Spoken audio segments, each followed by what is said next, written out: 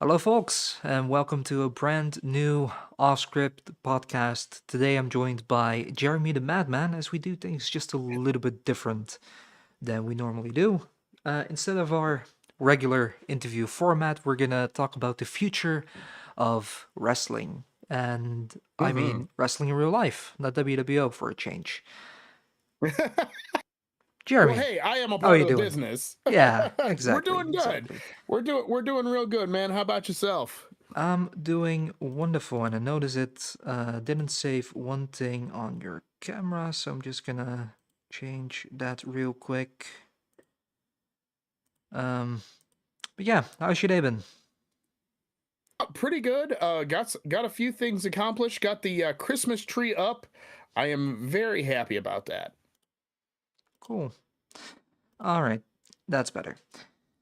Um, Before we start, I actually want to talk a little bit about American history in a way. Very good. Very good. Um, do you know what day it is today? December 5th. Uh, Today, yes, today is December 5th. Today is a holiday here in the Netherlands, which is called Sinterklaas, which is the origin of what Americans eventually turned into Christmas. It's a story about Saint Nicholas, who Okay. turned into Santa. Um, Kind of a Catholic holiday that turned into a Christian holiday over in the States, and that's what we celebrate today. It's about an old Excellent. man who it's about an old Catholic priest who used to liberate slave ships, and we celebrate him as a holy saint. And on this day, on December 5th, which I think was his birthday, if I remember correctly, um, Okay. it's just a holiday that we give gifts to children to celebrate his legacy. Oh, nice. And I like that. that holiday is what eventually turned into Christmas over in the States. And yeah, that's December 5th. I like that. I'm always a nut for history. I always excelled in history, so that is awesome. Yeah, just a fun little thing I wanted to share. Since it is December 5th, it's a perfect opportunity. Well, technically, it's December 6th because it's past midnight for me, but whatever. It's December 5th over in the States still. It So is. It there is. we go. It is 7:06 p.m. here, over on the Eastern Standard Coast here. Exactly. Now, uh, like I mentioned, we have a little bit of a different schedule than normally on the off scripts. Um, I'll be very blunt. Our roster isn't that big, so we have some other things to fill it with. So expect off scripts to Mhm. become a little bit more creative over the next couple of weeks. At the end of the stream, I will tell you what's in store for next week. Can tell you at the end of the month we have Kyle for a regular interview type Awesome. style. But yeah, for now we're just gonna talk about the future of wrestling. Now, if you're paying attention to the screen, you can already see a few of the names that we're going to talk about today. Yes. Um, and yeah, we're gonna go in order of oldest to youngest, followed by alphabetical order of the names that we have listed here. Um, Also, one thing that's a little bit different than usual is normally I don't talk about anything I talk about with the guests. Today I have, because I got Jeremy's list. Jeremy knows the people I'm gonna talk about. And yeah, I guess we're just gonna kick things off. Yeah. Absolutely. So, do you want to start things off by saying what exactly we're doing ish? I mean, I know you just kind of touched on it, but Yeah. but So in this podcast, we're going to talk about wrestlers under the age of 30, which was the sole requirement for this, who we think have the potential to become a star. And now, when I pitched this to Jeremy, I did say just come up with a couple of names, as long as they're under 30, and as long as you think they can become a star. And now, what's a I star? totally I totally misread that. I come up with 30 people and some of them are a little bit older than 30 and I was like, Yeah, okay. yeah, That's all right though because with the exception of what was it like 5 or 6, I think I was good so. to go. Yeah, I think so. And we have a couple of crossover names that we had on both our lists. But yeah, what I did mention to Jeremy when I pitched this is I don't care what you consider to become a star, as long as you think they can become a star, and we're just gonna talk about it. Yeah, So that's what we're gonna do here absolutely. today. Um, so yeah, we have a nice little list of people who are all under the age of 30. The first names we're going to start off are 29. The youngest that we have on the list is 21. And we're just going to go down the list until we've mentioned everyone and think why they have such potential and what we think might become of them in the future. So, I think that's Absolutely. clear enough. Now, Jeremy, you're watching the chat, right? Yes. Can you do me one little favor? Sure. Because OBS is being annoying. Can you write something in chat for me? There you go. You're going to see it from the Asylum Radio show. Thank you. Glad to have that confirmed. Because I was wondering if it was working. It is. Cool. So, first name on the list.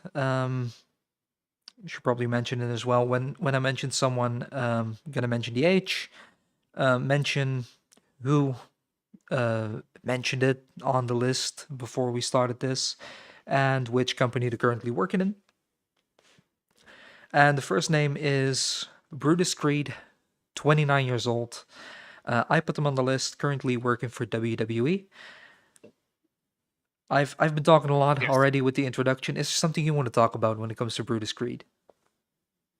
Yeah, so Brutus Creed, we talked about this actually before we went on the air. The Creed brothers, they're with, I mean, right now, you could say they're with, what's his name? I'm having a brain fart. Chad Gable. Chad Gable, thank you. Yeah. And Ivy Nile, in doing that, that American gimmick. And I feel like, and the Creed brothers are great. Do not get me wrong. This is nothing. I just feel like right now they're stagnant a little bit. And I feel like without Chad Gable, they're even more so. And I want to see them, flourish, but they have potential to be tag champs down the road, somewhere. That's just my 2 cents. And I think the great thing about WWE right now is Triple H really has tried to, it's kind of, this way and that way, but he has tried to revitalize the tag division, and there's flashes of greatness, and then it gets a little, oh crap, we forgot him there, and then it goes back up and down again. So, but I'm glad that they are finally trying to get tag team wrestling back into it being a thing, and it being legitimate teams, not just two jabronis thrown together. Yeah. Like the current World Tag Team Champions, AJ Styles and Dragon Lee. Right. Yeah, I think right. And nothing against Dragon Lee, and nothing against AJ Styles, but which had a phenomenal Styles clash on Monday Night Raw. I about crap myself when I saw that. I was like, that was so innovative. I digress. Yeah. But you have teams, and I'm gonna, since we're on the topic of tag teams, you have teams like the Wyatt Six. They're a tag team, right? So it's good to see them in that kind of facet too. Now I believe Gacy and Loomis. Our oldest Loomis are a bit older. I was trying to Sam Shepard, I think he goes by too, but I almost said that. But I'm so glad to see tag teams kind of start getting in that thing again. Now, if we get the Viking Raiders back up in that tag spot, I'd be super excited. Viking Raiders are hold on, that's not important. They're Raw. Yeah, Viking Raiders are facing Styles and Dragon Lee next week on Raw. Oh, good. Yeah. Good. Actually, I know Eric of the Viking Raiders personally. He is from my city, actually. from Cleveland. So Yeah. I'll have to show you a picture of him before all the tattoos. You'll laugh. Um, oh, it's so funny. But again, sorry, I digressed. We're talking about up and Yeah. comers, and then Yeah. we're talking about 45-year-old veterans. All right, go ahead. Now I do want to chime in on something you mentioned. You said WWE is doing a lot better with the tech division, and I agree. They are doing really good with the tech division Yeah, on SmackDown. yeah, yeah. On Raw, not so Raw's been much. a little bit, yeah. Yeah. Well, and I think I, and that's the thing. Like they tried so hard to keep McDonough and Finn as tag champions, and I'm like, you literally have like 3 other teams. What are you doing? Like, I mean, I know, and it would have been something different if they were like, oh well, let's have them, face people every couple of weeks or whatever. But they were just like, no, we don't have anybody. And I'm like, you literally have a bunch of people back here ready to go. So whatever. But Including the Creed brothers, who right. I find it a shame because Gable is injured, I think, still. Um, Yeah, and very soon to come back. I heard reports that he's. I feel like probably the Rumble could be, yeah. is when he'll come back. Um, and then I can't. Again, I know we're off topic here, but I can't wait to see what's going to go on with the Grande Americano thing. Yeah. So should be interesting. But yeah, you have a bunch of interesting teams. The Creed brothers are definitely one of them. Um, I do gonna say, to be perfectly honest, I think Julius is the better of the two Creeds when it comes to in-ring skills. But Brutus is still great. I think they can together they become a really really solid tag team. And I think so as well. if you give them enough time to shine, they can be as successful as the New Day, as the Usos, as I don't know, maybe Team 3D. Probably without the hardcore because that's not really their style. But in terms of success, the Creed brothers can absolutely achieve that. And it's Yeah, just such a shame that because Gable has been injured, they have not been on TV at all. yeah, And like yeah. even now, Ivy now is pushing for the Intercontinental title for the women's side. You still don't see them. Where the hell are Right. they? And I think a part of it is, and every time I see them on TV and they give them a little bit of speaking time, they sound like complete like buffoons, right? And I'm like, uh, can they not talk on the mic and that's why they're being held back? Or are you telling them to talk like that? And if you are, stop, because we need I them. I can't speak for Brutus because he didn't promo a lot, but Brutus had a little stint where he was injured back in NXT, and they had Damon Kemp as part of their faction. And they played it off the Damon Kemp injured Brutus Creed, and Julius was feuding with Damon Kemp. Julius got a promo. I'm not gonna say it was amazing, but it was solid. Leading up to that one-on-one match against Damon Kemp, and yeah, it's better than we hear on Raw right now. So I don't know what's going on there. Maybe it's being flustered because it's a much bigger show than NXT. Um, but then again, It is a hell all of a we've jump, seen, yeah. Then again, all we've seen from the Creeds are like backstage promos, so it's not like right? they're standing in front of a major crowd or anything. But yeah, I want to see more of the Creed brothers. They're really cool. They're a great tag team. Raw absolutely needs them because the tag team division is in complete dire straits. If there's anything true about the tag division on Raw, it's that yeah, the New Day is mourning the tag division. It's just for different reasons than the New Day does. And yeah, I want to see more of the Creeds. Yeah, Just yeah, simple as that. absolutely. Like I said, and I want to see them talk, because I feel like we're missing the bus if they can talk on a stick, because that's part of it. If they can talk on a stick, then that's the moon right there. I don't want to say it's the brass ring because that's way overused, but that you're shooting for the moon if you can talk. Yeah, but then again, even still, if they're gonna be a tag team for life, then I think they're gonna be okay, even if they can't do a good promo. because we have seen tag teams doing really well without promos. So, I mean, obviously, you have seen tag teams who are better with promos going further, but you don't necessarily need that. Like when is the last time we saw a very engaging Viking Raiders promo? Hasn't really Yeah, happened. yeah, Have they had good tag title runs? Absolutely. yeah, absolutely. So yeah. Anyway, next name on the list is one we both mentioned.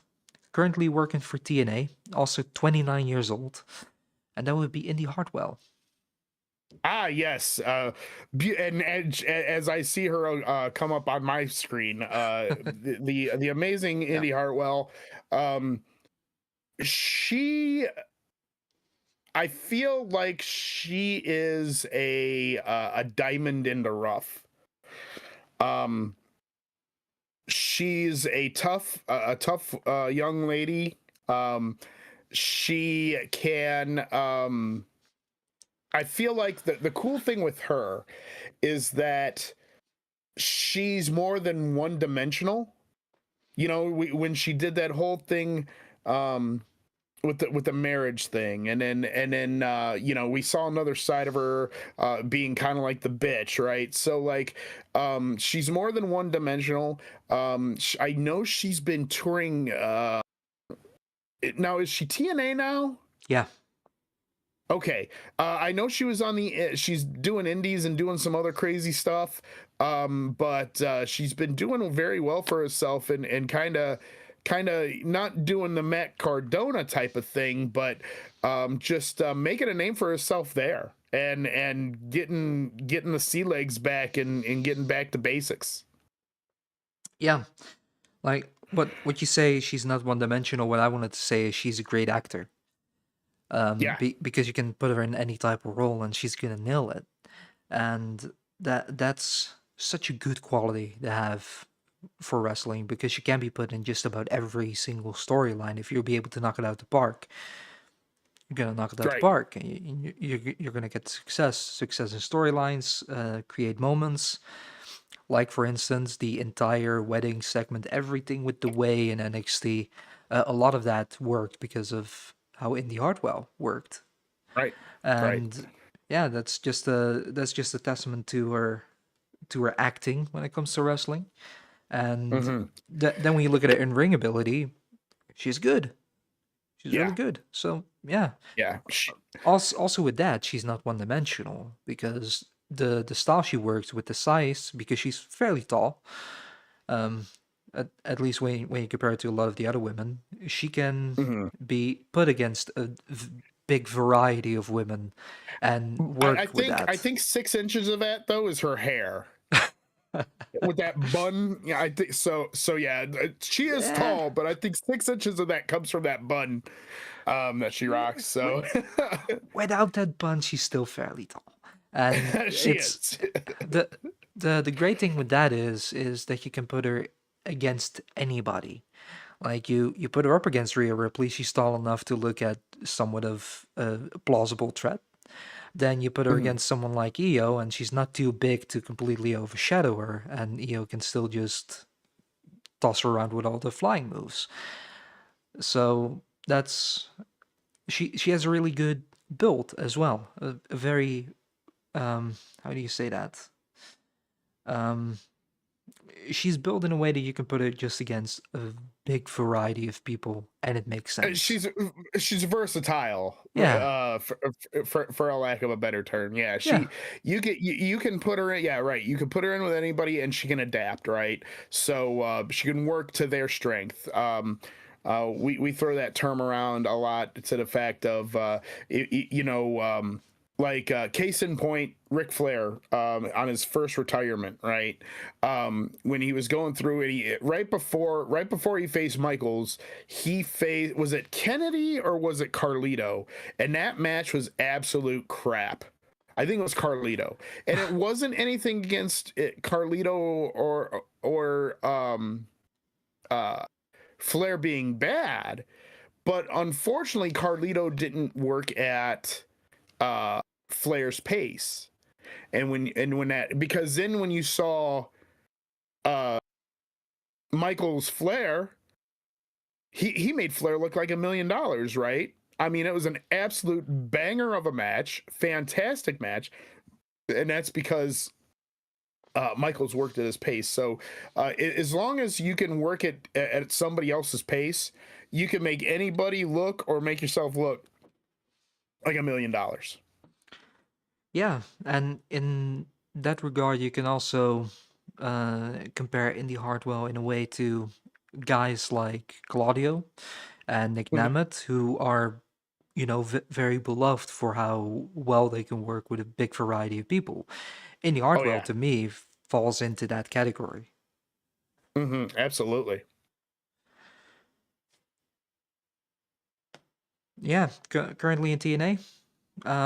Anything you hope to see from Indy in the near future? You know, I know that WWE and TNA have a handshake thing going on.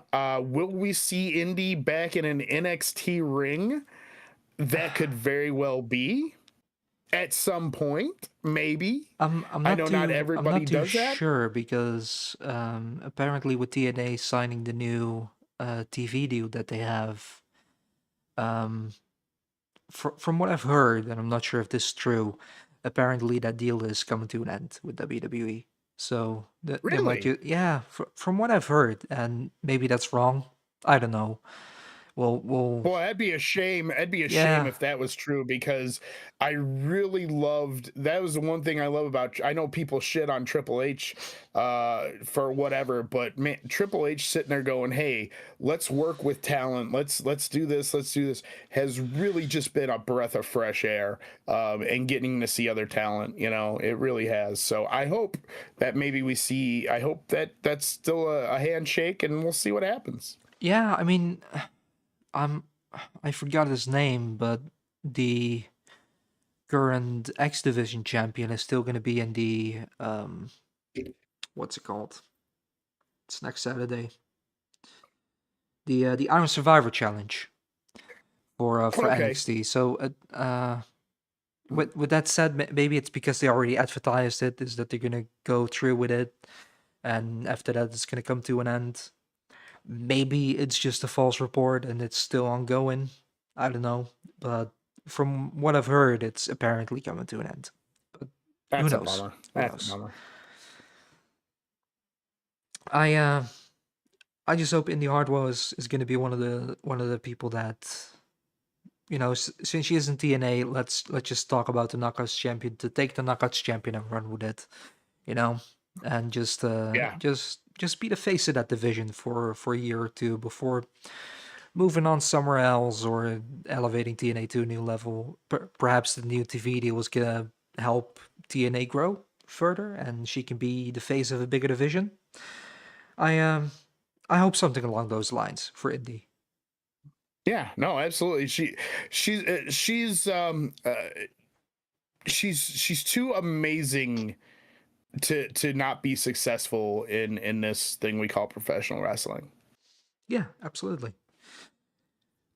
Speaking of amazing women too great for professional wrestling, next up is Jordan Grace, also on both of our lists, Ah, also 29, and officially affiliated with NXT. And with what I just mentioned, probably a good distinction. yeah. And I will say this. I think she has been NXT for almost a year now. Yeah. I think it was the Rumble she actually signed a contract. I think. Don't quote me. Um, but yeah, Jordan Grace, she's another one. I mean, she has the whole world in her hands, man. She's got she's a good anomaly to the fact of she's like a bodybuilder chick, right? And so she's got the muscle and everything, and she's got the look, she's got the I mean she although she did have to shut it down. She had OnlyFans for a while. People were all over that. Um, she she can talk, and she just looks great, and she reminds me and it's gonna be a little bit rough to say because I don't want to shit on China, but like she's a little bit of China with like a lot more charisma to me. Yeah, I see what you mean. Not that China didn't have charisma, but I think China was different yeah. in a good sense, but she didn't have, I mean, and she had the charisma, but it not in a way that we see today. It was a different kind. But Jordan Grace, she has it, man. I mean, and before she became an NXT superstar and TNA knockout there, on the indies and everything, I know she was just getting work left and right. You know what I mean? So it's, again, she's an attraction, and it is going to be so good for her. I mean, she's another person. Once she gets that call up to Raw or SmackDown, she's going to be beaten. I feel like she'll probably be the call up to Jade Cargill and have them two beat the shit out of each other. I mean that's a little rough to say at this point because they don't tend to overpush people anymore in WWE. Yeah. So I'm not sure if she would go after Jade. I think she's probably going to be either in the US or an intercontinental title division first. The only reason why I say that is they match up well because kind of like the body size. But I feel like down the road we'll see that matchup, and that'll be a good match. Yeah, absolutely. We should definitely see that match for sure. Just don't think they're gonna tease the motherfucker. Tease it. Yeah. I really hope she gets called up soon. Like, probably because it's a little weird to do it prematurely at this point, but you have that Iron Survivor. I think it's this Saturday, but it's coming up soon anyway. She's in that. Don't think she should win because I don't really want to see her around NXT anymore. She needs to go up. And if you really have to postpone it, all right, let it go into the Rumble, and after Rumble, she's either going to Raw or SmackDown to feud with whoever she throws out at the Rumble, right? Just a classic story. Have her fuck around with Ivy Nile for a little bit. I think that'd be fun too. Yeah, I'd like that. You try to match up people with the same build, and that would be a fun little one. I really think so. Yeah.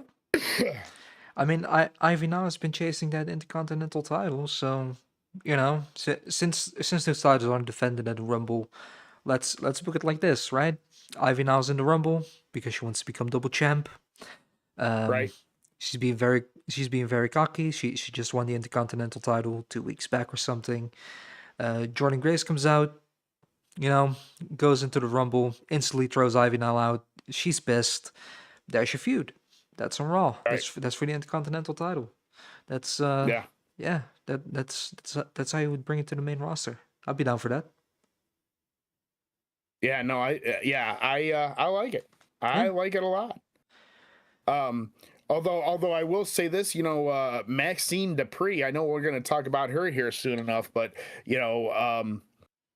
wow, what an IC champ right now. Like, since we were kind of talking about that, but I know, like I said, I know we're talking about her later, but yeah. Excited about that. Now, we have 3 more at the age of 29. Gotta admit, when I was looking at the list and thinking of names, I was looking up a lot of people's ages, just like 30. Damn it, 31, 34. Really? Oh, damn it. The next person isn't. The next person is also 29, and that one is MJF over at AEW. Yes. Both of us mentioned him. Kick us off. What do you think of MJF? Oh man, what a brilliant mind in pro wrestling he has. Holy shit. This guy is smart as hell. Not is he only business savvy, but he also knows how to work. And this guy, this guy, it's funny because not only did we talk about this earlier and with Scully, but also Jim Cornette said this about a year and a half, 2 years ago too, and I'll reiterate it. He is a modern day Rowdy Piper, and if Piper were still alive, Piper would love him so much because he would just be Piper would be like, Jesus Christ, that's me.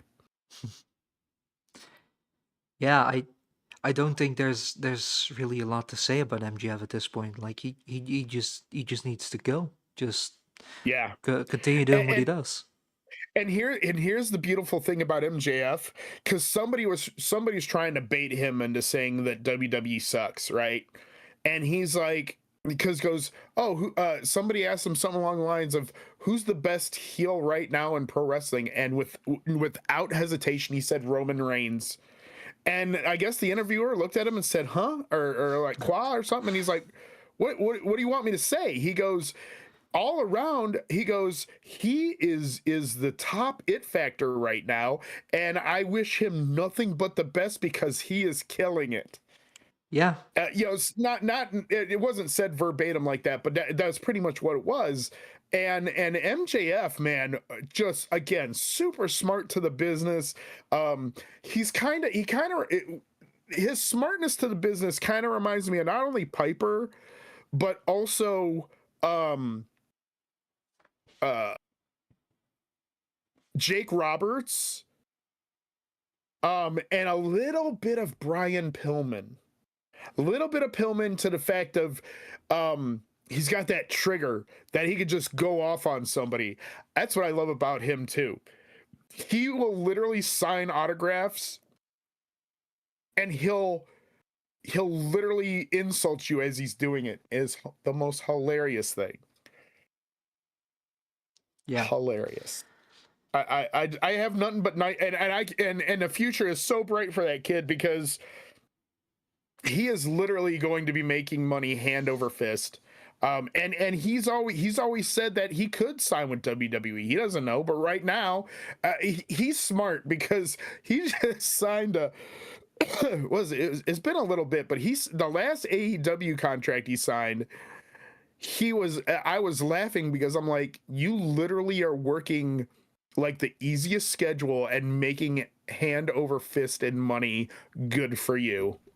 Yeah, and that at 28, 29, you know, Yeah, he's doing really, really well for himself. So yeah, he just, I can't say nothing but just and what was weird was like, so everybody knows him. He's a complete douche as a heel, and then when he did that face run for that little bit there, that was really unique, and I liked it. But man, he's one of those guys much better as a heel. And when your own parents say "fuck that kid," you're in. You're in. yeah, yeah. I don't want to draw too much comparison, but I think MJF does have it in him to have a very long career. Oh yeah. Mostly as a heel, but with little Yes. face stints in between.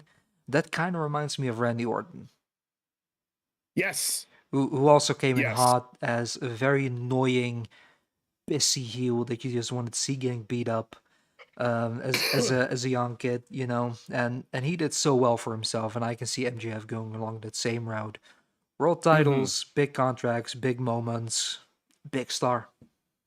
Yeah, absolutely. The sky's the limit for him, and it's up to it. MJF will say when he wants to stop, but he's on that he's lightning in a bottle right now. He is lightning in a bottle, and he's riding the lightning, and I don't see it stopping anytime soon. Yeah, absolutely. Which brings us to our next name, which is in quite a similar boat, really, as MJF. And I was kind of debating if we even should mention her because when we talk about the future of wrestling, people who can become a star, Rhea Ripley is a star. Oh, she is. She is a Oh star. man. Oh, and her and I share a birthday. Yay. But I shared a literal birthday with someone that for some reason we forgot on the list and added on later on. I'll mention who when we get there. oh, okay, But okay. yeah, it's But no, Rhea Ripley, wow, she came out of her shell, and just become this powerhouse. This just when she became a part of the Judgment Day. We just talked about that lightning in a bottle. She took that and just wow, just wow. yeah. I just you can't. And again, being she's younger than 30, that's amazing. Like that's just wild to me, dude. Um, just what again, nothing but love to her. And she's been in that main event picture. She's at the main event picture, right? um and a funny thing is she is much more different than Charlotte Flair. Even though although people will say, oh, they're shoving Rhea Ripley down her throat. No, because just because you think so, everybody, she's got a hell of a cult following, and everybody's loving her being in the top spot. Yeah. She I'm gonna go off the cuff a little bit and talk a little bit about Charlotte Flair. Charlotte Flair was shoved down our throats, and it wasn't that's like same with Roman Reigns. It was never Roman's fault that he was shoved down our throat. It wasn't Charlotte's fault that she was shoved down the throat. It was booking that shoved it down the throat, and how that whole situation was handled.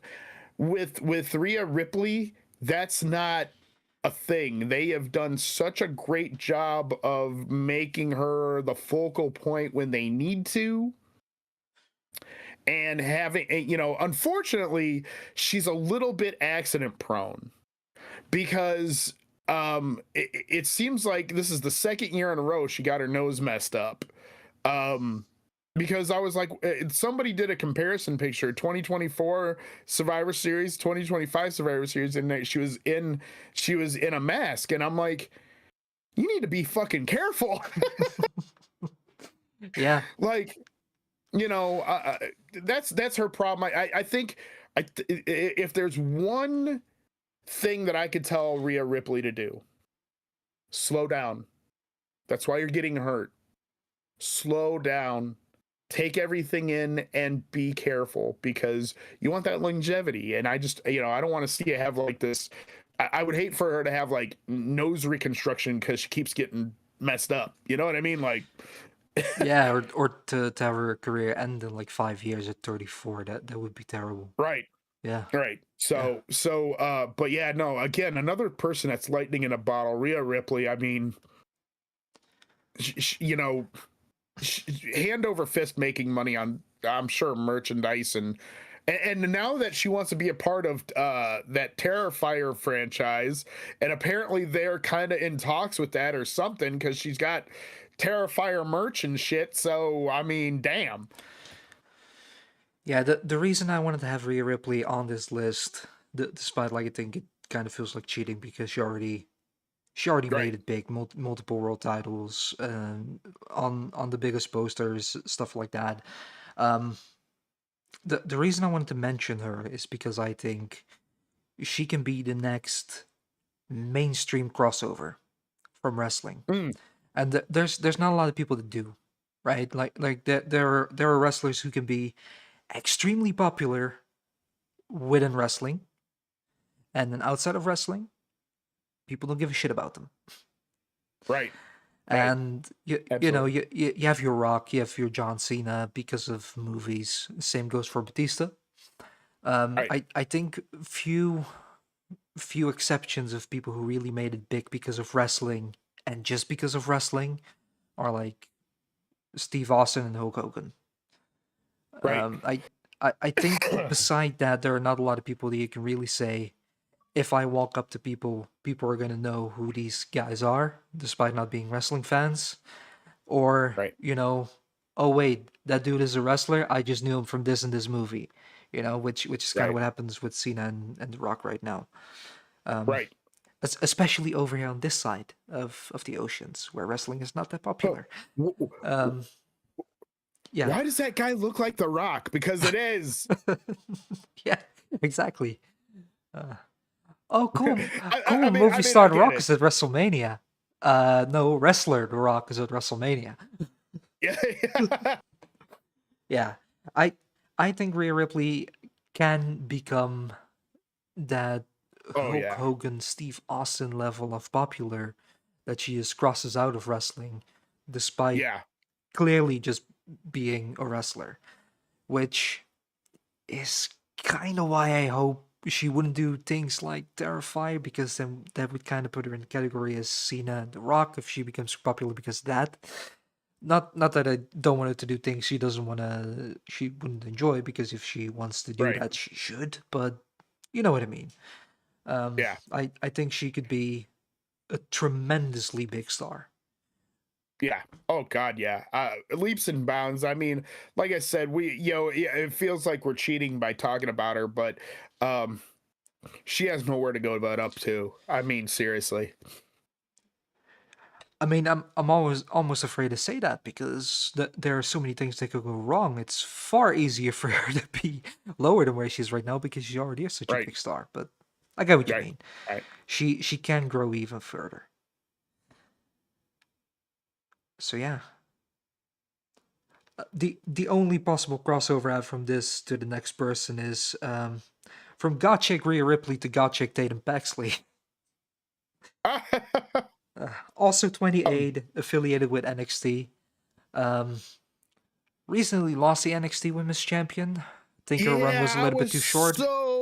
I was so upset to see that she was a transition champion, dude. I mean, wow, what a look. I mean, she's, you know, yeah, I was so upset when I saw that, dude. I was like, man, ooh. Yeah, yeah. Well, yeah, who um, knows what's gonna happen? At least she's in a feud right now with the culling. Um, yeah. so yeah, we'll see where that Um, lands. I love her look, man. I think I don't know if I don't want to say it's like a Rhea Ripley knockoff or anything. And here's the thing that I'm finding, and I guess it's because of a uh, what's the word I'm looking for? Evolving in wrestling, right? Is you see more of the kind of horror-esque type of gimmick a little bit, right? We saw it. We got a real good seeing of it in Bray Wyatt. Rhea Ripley is kind of toying. Well, she's definitely goth mommy, right? Rhea is, and um, but and now you have Tatum Paxley and she's kind of doing that same thing, and kind of like the horror-esque gimmick, which don't get me wrong, I'm a kind of a huge fan of. There, to the fact of, as long as you do it right, I have no problem. It's when it starts getting too cheesy is when I'm like, oh God. But she's another one, she is bounced around in NXT with getting paired up with people. And I really think her being by herself and kind of showing what she can do, um, on her own. And clearly, even though she was a transition champion, clearly WWE saw something in her to be that, to test the waters a little bit, to see how she deal with it. And I liked the couple of weeks that we got to see her on TV with the title. She got good reactions from the NXT crowd. And what Yeah, she really did. what they did do with her, despite her being a transitional champ in terms of time, she got a few defenses out of there. Like she was defending the belt nearly weekly when she did.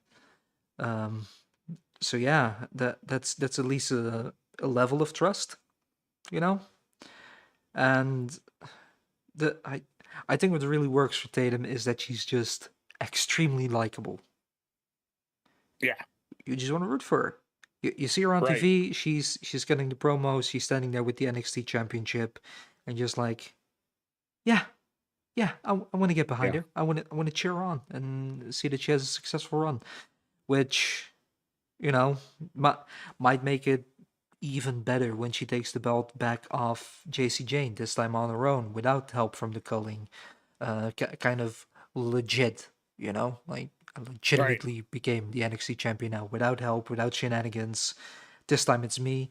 I kind of hope that's what they're going with, because I do think it's also telling that they went back to JC Jane with the NXT title and not to someone else.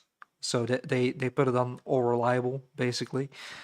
Um, Not to call JC Jane old, she's just too old for this list. She's 31, I think. Mm, But yeah, I kind of hope Tatum Paxley is gonna get it back at some point to get a proper run out of it. At this right, time, without the hint of, well, you didn't really want it fair, behind it. right, So right. that's what I'm hoping for.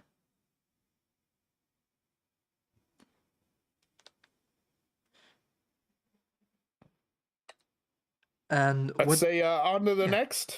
yeah. Let's. We've had all the 29-year-olds. We're gonna go over to 28. First off would be Axiom, of course, from Axiom and Aiden Frazier, the tag team that we have on SmackDown. Like some people In the don't tag recognize the team name called yet. Fraxium, Fraxium, is it yes, yeah. Fraxium? I will say that is the most interesting name I think I've ever heard a tag team be, and I've heard some doozies in the indie circuit. Let me tell you. Um, yeah, You would almost think they're a married couple, and then you see the picker on Twitter about gaming libraries, and yeah, they're a married couple. Um, yeah, Axiom. In the Mask formerly went by A-Kid back in NXT UK. Spanish dude, Mm, a Spanish guy in a mask, just looking over at the camera there. funny. I, I don't know any other guy that would pretend that he's a Spanish guy for 6 months. Well, Axiom doesn't pretend. That's the difference. I know. Uh, but he has in a Oh, mask, and he traded one banger of a team for something generic, which is a shame. A-Kid's team was pretty cool. But anyway, mm, um, Axiom, I think, is a really solid high flyer. Um, I think the position he's in right now with Fraser in the tag division is good.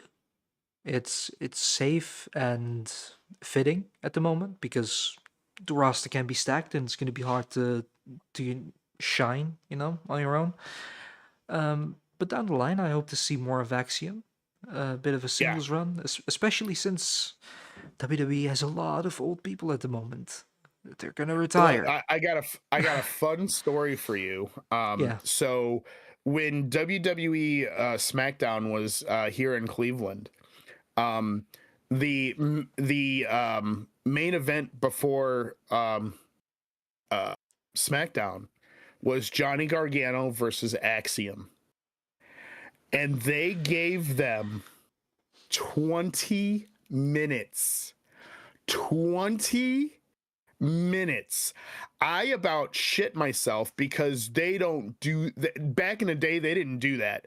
They would do like 3 matches, they were like 5 minutes apiece, and that was including intros, right? Um so um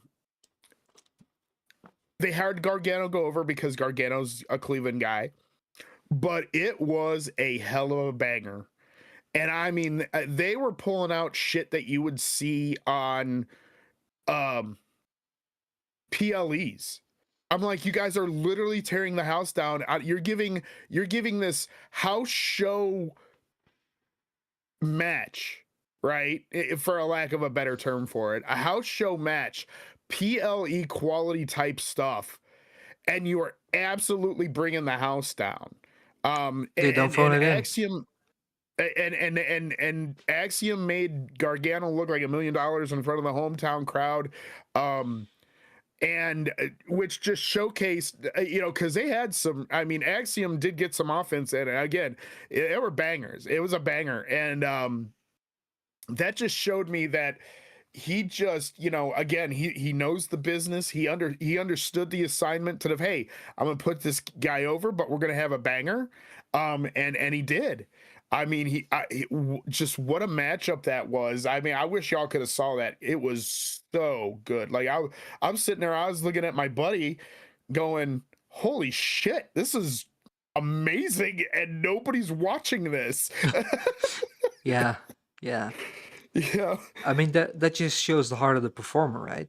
Just they don't phone it in. It doesn't matter if it's on TV or not. They're gonna tear the house down. And that's the beautiful thing. Yeah, no, that's the beautiful thing about the professionalism, right? You hear that term thrown around a lot, and that's the thing. Like the professionalism of Axiom and doing that. Just what a guy. And again, down the road, could you see him do a singles? Oh yeah, absolutely. I see him, and I don't want to. If it sounds like I'm shitting on people, I'm not. I could see him as a really good mid carder that could make that step up to the world title shot. But man, he'd have a hell of a run in that mid card status. He's the kind of guy that you would see in an elimination chamber in 5 years, where it's 5 former world champions and Axiom. And he's gonna tear the house down. But they tend to do that, right? With the chamber, it's like these are clearly main eventers. They're fighting for the world title like they always do. And then it's 6 person. Yeah. They're like, wait, we're gonna beat your ass, and then he ends up doing some flippy shit and tearing the house down. Yeah. I mean, if you do it really well, you could have your own Kofi Mania type deal and become world champion anyway.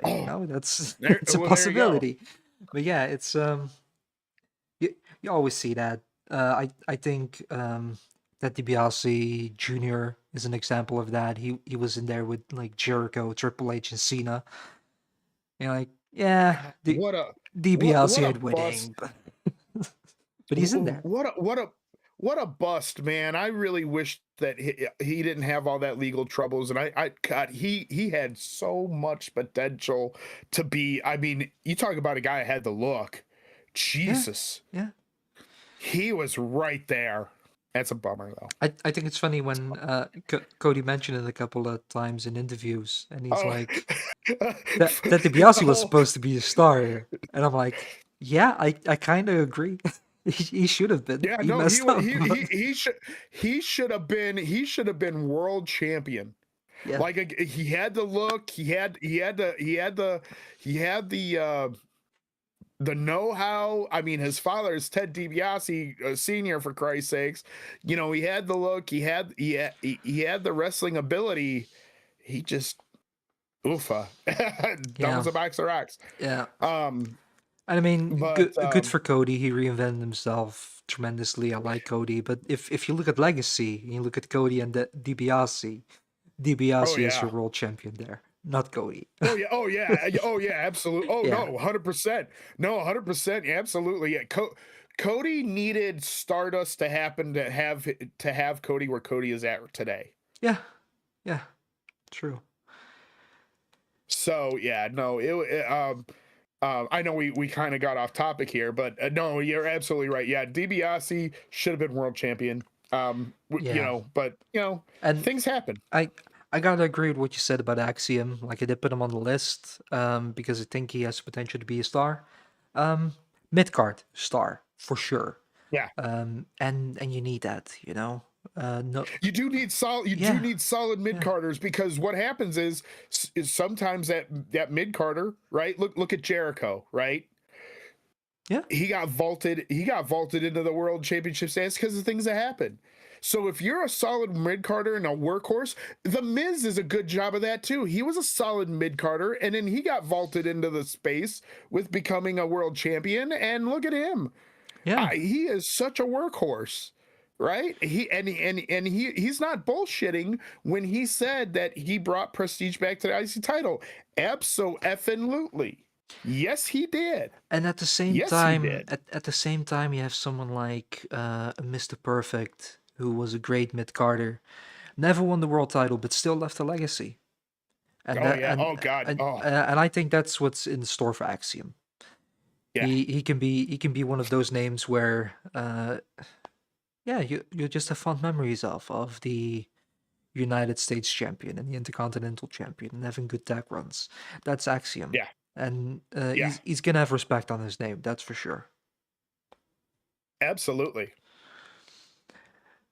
And if we're gonna go into even sillier semantics, I can see Axiom being the third name in a Hall of Fame list. He's not gonna be the headliner, but he could be a Hall of Famer, Okay. like the third name on the list after uh Ripley. Let's say he's gonna go in the same year as Ripley. Ripley is your headliner. Okay. You're gonna have I don't know, just looking at the name because I don't want to spoil anything from other younger people in here.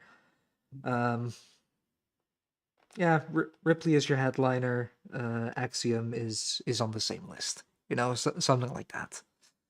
Gotcha. That's what he would become, I think. Now, also probably future Hall of Famer and someone who definitely should become a world champion probably very, very soon. Also, 28 years old. On both of our lists in WWE, it's probably the star of Last Survivor Series, Braun Breaker. Oh. Oh. You talk about a guy that has the look, that has the wrestle know-how, and just has the ring ability. That's Braun Breaker. He literally is the total package right now. Holy shit. You know, son of Rick Steiner, nephew to Scott. So right there, you got all of the wrestling knowledge in the palm of your hand. And then you say, well, shit, I want to follow in my father and uncle's footsteps. And you get jacked as hell. And you look good. You are amazing in the ring. This kid is definitely championship status next 5 years. Next, maybe sooner, but I right now, you know, a lot of people are like, "Oh, put the title on Breaker at January 5th Raw." And I'm like, "No, stop, stop." First of all, let CM Punk have his flowers here for a hot minute, and you know, maybe you know, if you want to do it, maybe you make that match for WrestleMania. I don't know, but Braun Breaker definitely a world champion in the next 5 years. I kind of want to see it happen at WrestleMania. You Like know, I just it is. if you have to let him win the Rumble, I don't even think he needs that. Like, leave the Rumble winner for whoever you want to have against Cody for the WWE title, for Mania. But yeah, just Breaker, Punk, do it. Just Yeah. that's your WrestleMania night one main event, I think, because Cody's probably gonna main event night two. Or the match is gonna open because they want to have one of the women's titles as main event of night one. But whatever. Um, big match. Yeah. Breaker versus Punk. Breaker should just spear Punk in half. Just get the 1, 2, 3 and win. I mean, the match should go Speaking of longer which, than just that, but you know, that's how it should that end. that spear is really pretty. Like I Yeah, said, yeah. he he's another one. I think he needs to slow down just a little bit, but man, everything just looks crisp. He gets it, and I'll tell you what. Not that I never thought his promo skills were bad, right? But that last promo he did for Punk literally put him on a higher tier than he was, because that promo was just right there. He was just It amazing. it had the intensity Just that matches his style in the ring. That's for sure. um Um, you know, yeah, yeah, I don't know, I don't, and I feel like the one of the reasons why that is because of Paul Heyman. um probably. Paul Hey Paul Heyman is one of the smartest sons of bitches in the pro wrestling business. um and literally he is literally just feeding Braun Breaker just advice after advice after advice, and Braun is literally soaking it up like a sponge, and you can tell. You Yeah, can tell. yeah. Now, He now I do want to say you said you don't think Braun Breaker was ever bad at promos. I did back in his NXT days. Gotta say. I gotta say okay, yeah. I even had a post on my own channel before we did a lot of WWO stuff. Um, where I went into the issues that Braun Breaker runs into right now, which made his act still. Um, he's kind of tackled all those. You know, he's no longer Guido Two Shoes babyface. He's a proper heel at this point, which fits his style of wrestling a lot better. He's worked on his promos, and he's no longer super vanilla, which is what he really was in NXT. And it works in NXT, not on the main roster, and he's changed all that. So Yeah, yeah, yeah, no, he is definitely a guy that again, it's amazing to me on how much of a, and for like, that is what the old man would think a WWE champion would be, right? yep, Because he's got that look, right? And just, it's like I said, his so smart to the business, and having your father um being Rick Steiner and your uncle being Scott Steiner. I mean, uh, you couldn't ask for better teachers and knowledge droppers than them then too. Um, you know, and just, and I like the fact that, again, people shit on it. I like the fact he because Breaker has gone on and said, look, I didn't want to be like a nepo baby. I want to be known for me. That's why I'm not going by Steiner. yeah. Um, so I think that's very high of him. Would I love to see him maybe down the road just say, you know what, it's time to take that Steiner name? Sure, absolutely. Because it's not a it's not a it's not a secret anymore, right? So could that be a thing? Maybe down the line. I don't know, but um man, just what a I have nothing but amazing things to say about him, at just the fact of his work ethic, his what he's got going on right now is just it's really just propelling him straight to the moon. He's a beast. He really is. Yeah, Really is. And every time he does that, when he kind of does like that Braun Strowman run around and does the spear, I'm like, please don't kill yourself. Oh God, thank you. yeah, yeah.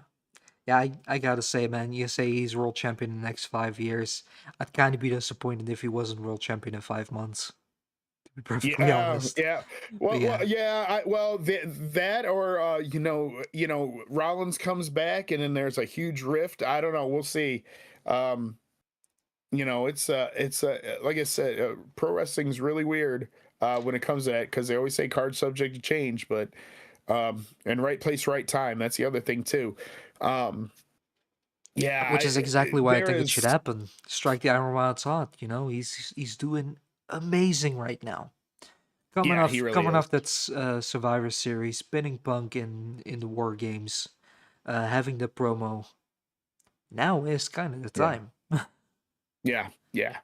Um, but yeah, no, I think we're in very good hands with a championship with him.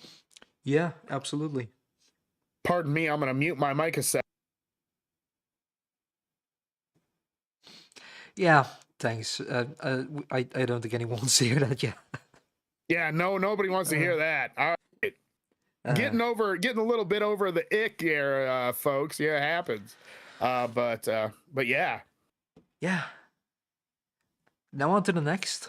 Another guy who's 28 years old, currently on NXT. It's Channing Stacks Lorenzo. yes.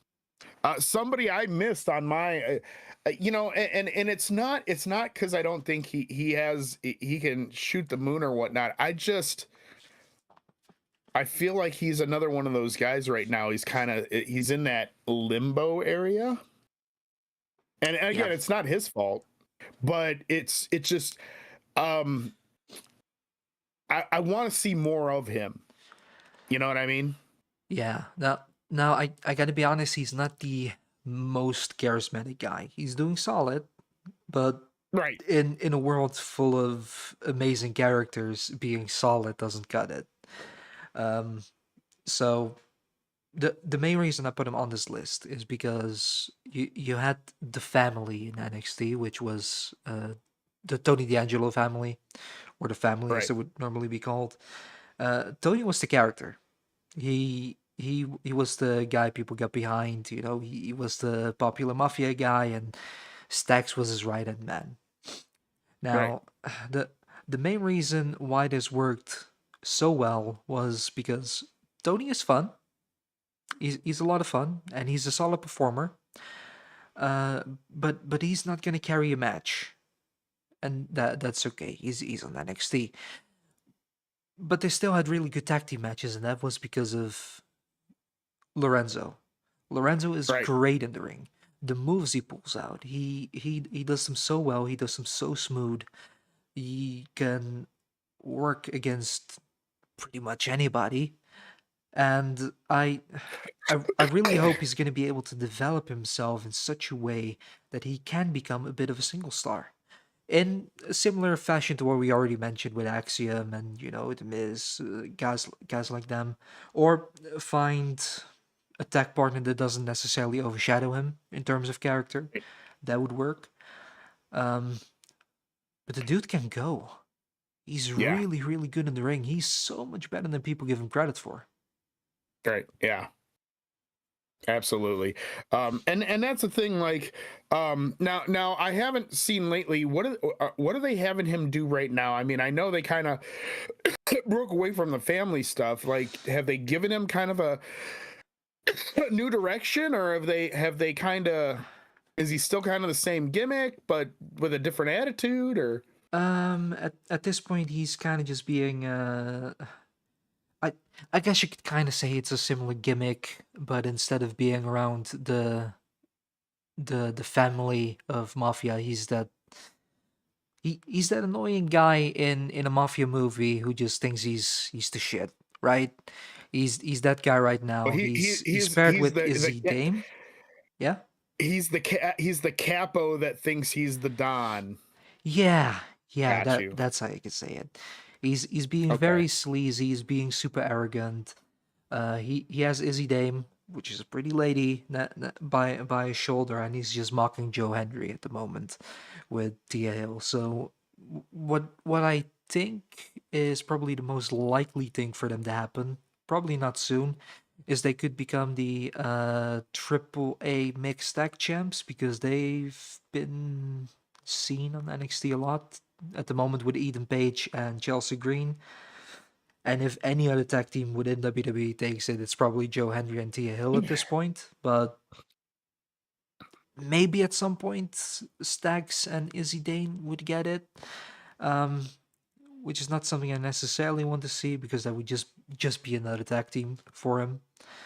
Um, yeah, I want to see him do something on his own for a little bit. Yeah. See him take his wrestling skill and just let him shine. And I do like that he's trying something on his own per se as a character. And I think it's getting there.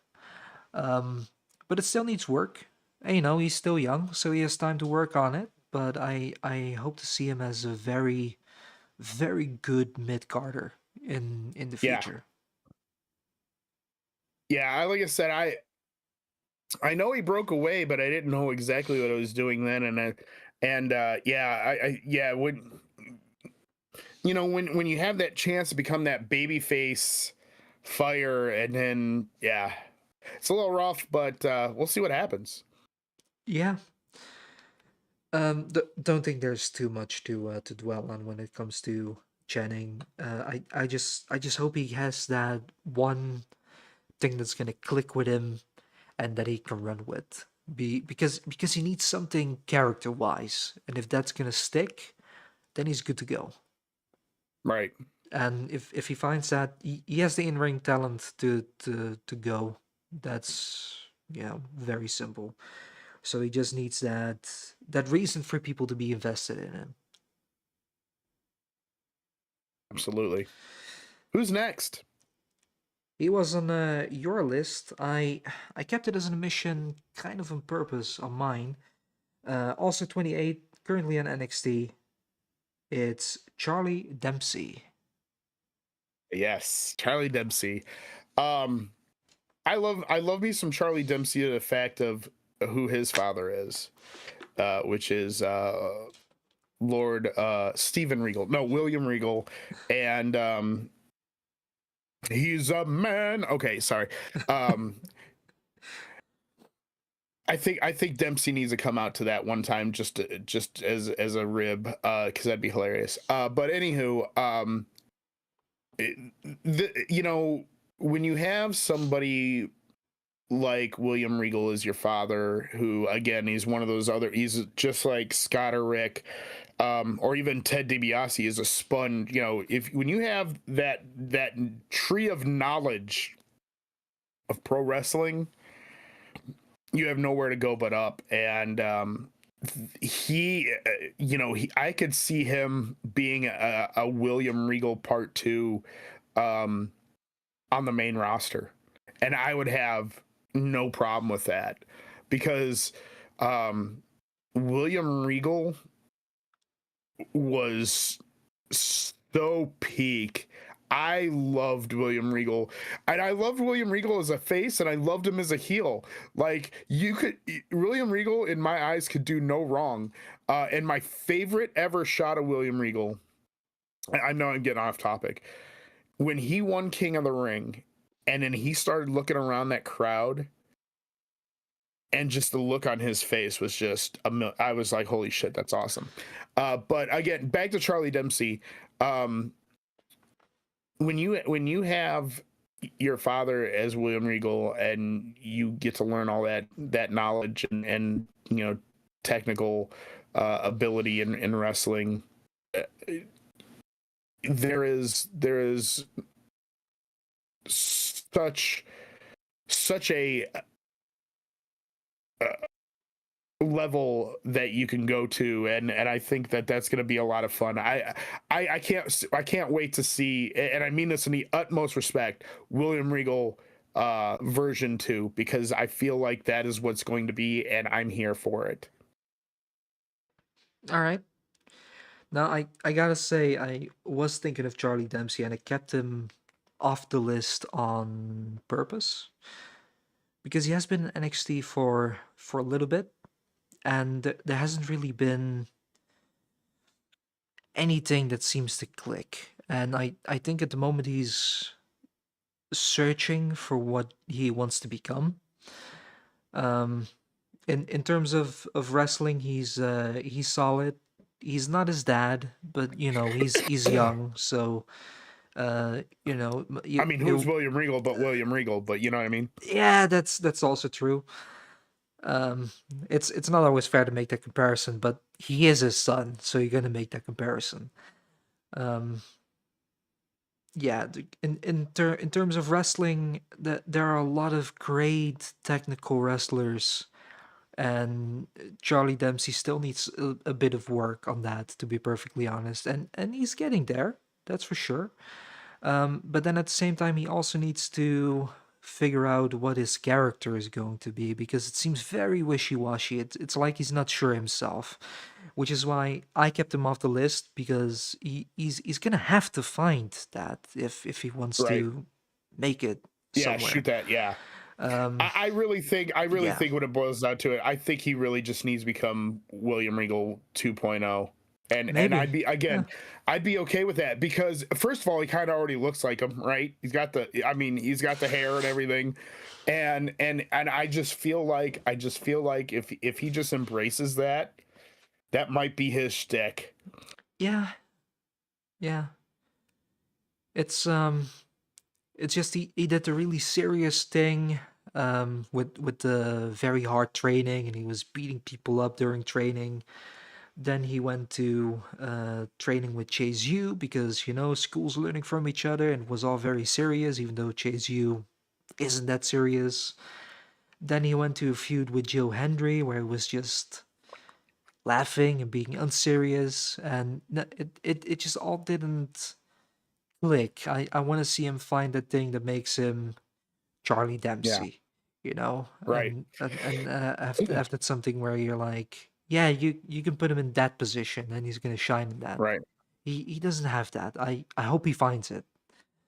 Um, but yeah, not at the moment, and just hope it goes well for him. And, he's Yeah, still young, which is with everyone on this list. They're all under 30. They'll have a whole career in front of them. right. So no no one's in a bad position, on this No, list. not at all. Everyone has time to grow on this list. So that's the main thing you should take away from all of them. But I think Be Charlie a Dempsey has grower, a lot not of a work. shower. Yeah. I I do think Yeah, Charlie you're Dempsey has a lot of work ahead of him to really make it. yeah. Yeah, and like I said, being that your father is William Regal, I really think it's just it, it'll get there. It'll get there.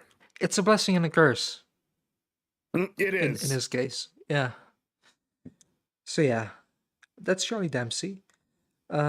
Speaking of nepo babies, let's go over to Dominic Mysterio. You know what though? I'm not even mad about that nepo baby though. Holy shit! Holy shit! Not even mad about that, and I'll tell you why. Because when he came in, he had that he had that true baby face look, right? I mean, you could see that little pudgy Dominic on a pole match Yeah. kid, right? Yeah. And you're like, oh, look at you all grown up. But wow, what a transformation of him coming into one of his own. Holy crap. I have never heard somebody get booed as loud as Dominic Mysterio. The kid is a natural heat drawer. And just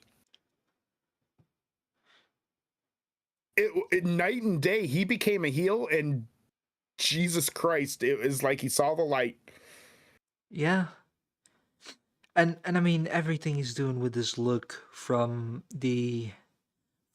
his clothing, which he seems to look more edgier than he is, like than his character is, to the stupid mustache that everyone hates.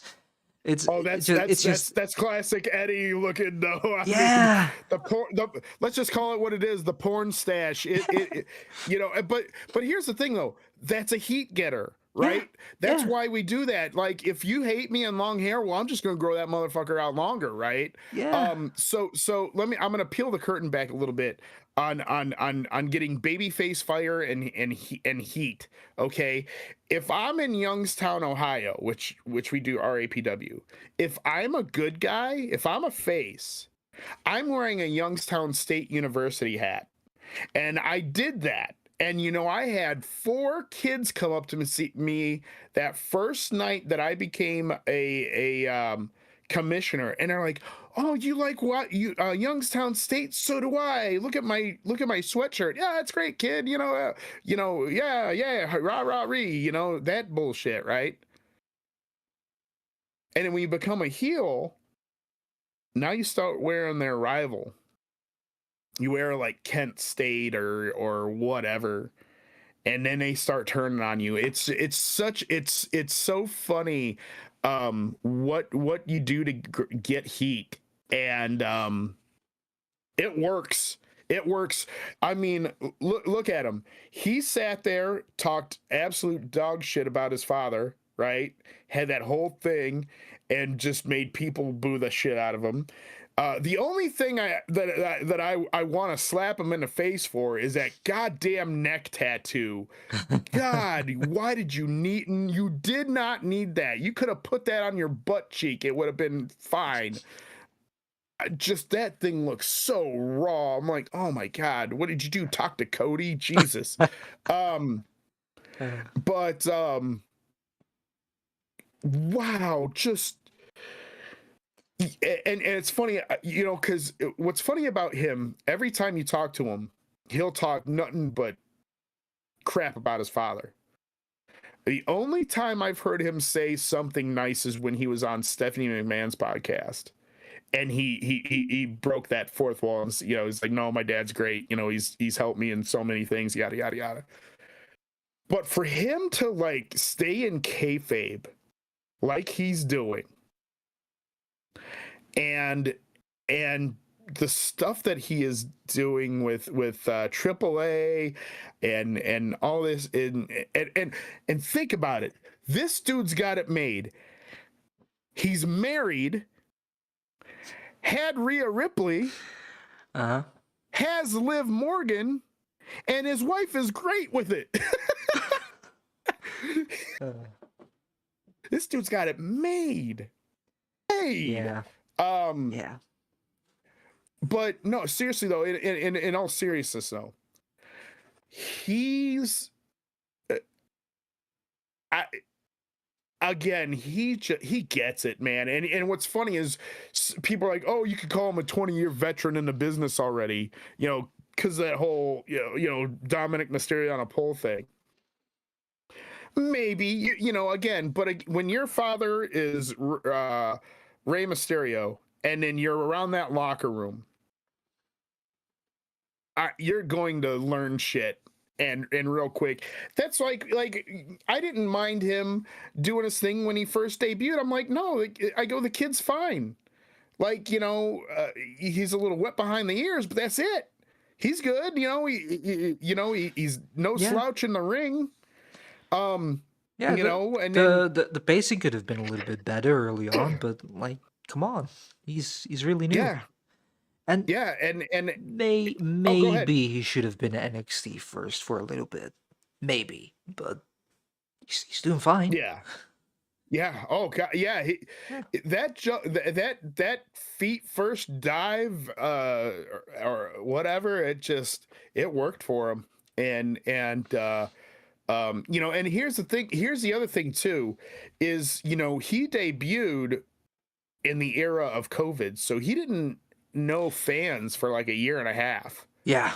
But I tell you what, all the shit that he did prepared him to be the heel that he is now.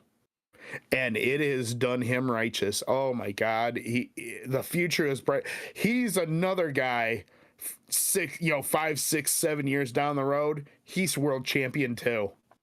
Yeah, absolutely. There's one thing that I find a bit of a shame about what he's been doing so far.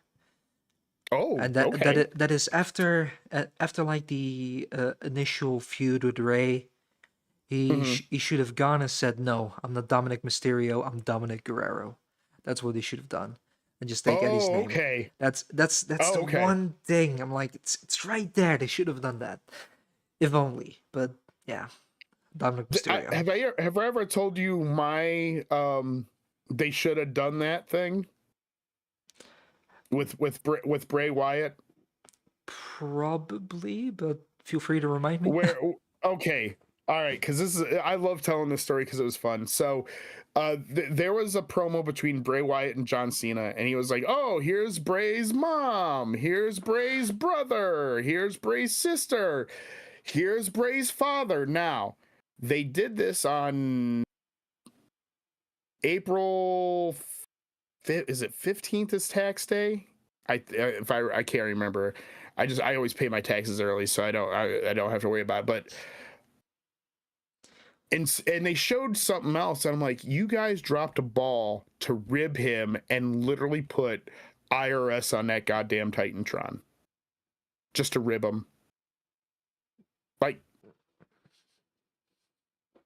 I was so Yeah. disappointed because it would have been a hell of a moment and funny because I would have fucking popped. But anywho, but no, you're right. Yeah, because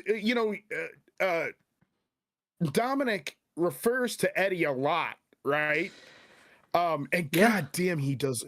Like, I mean, he really mirrored himself to look like Eddie, right? Yeah. With the fucking mullet and the porn stash, and just even a little bit of the mannerisms. And I'm not even talking about the fucking, the three amigos or whatever, but like the other shit that he does. Yeah. I mean, The way he walks and the way he talks too, and yeah. yeah. I mean, and then he did come out in that lowrider the one time, which was kind of hilarious. Yeah. But yeah, like It's right there, Dominic Guerrero. They should have done that. yeah. It just although you see flashes of him almost getting ready to team up with Ray, right? You see flashes of something there. Not that we've seen that before recently in another federation or anything, but I digress. But no, seriously though, Speaking of Guerreros, I could, yeah, I have nothing but amazing things to say about Dominic, because hell, here you go. Put him and Braun Breaker as a tag team and let them run amok for a year. Let's see what they can do.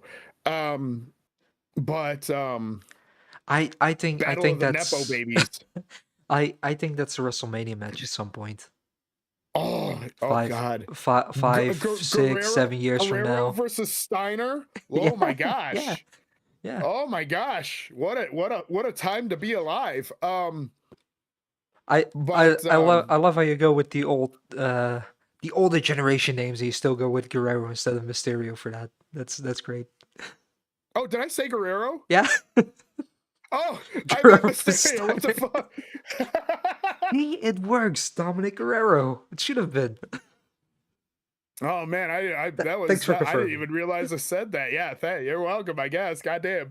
But yeah, no, Mysterio Steiner. I think that'd be amazing matchup, Yeah. and just oh man, what a like I said, what a time to be alive in pro wrestling right now. Just there's just so much raw talent, for a lack of a better term, just to see what's going on, man. I mean, Dominic is mainly on Raw at this point, so yeah. He's also in AAA, which is where the next guy comes from, El Hijo del Vikingo, or the son of the Viking, if you want to translate it. Um, Yes. yeah, from AAA.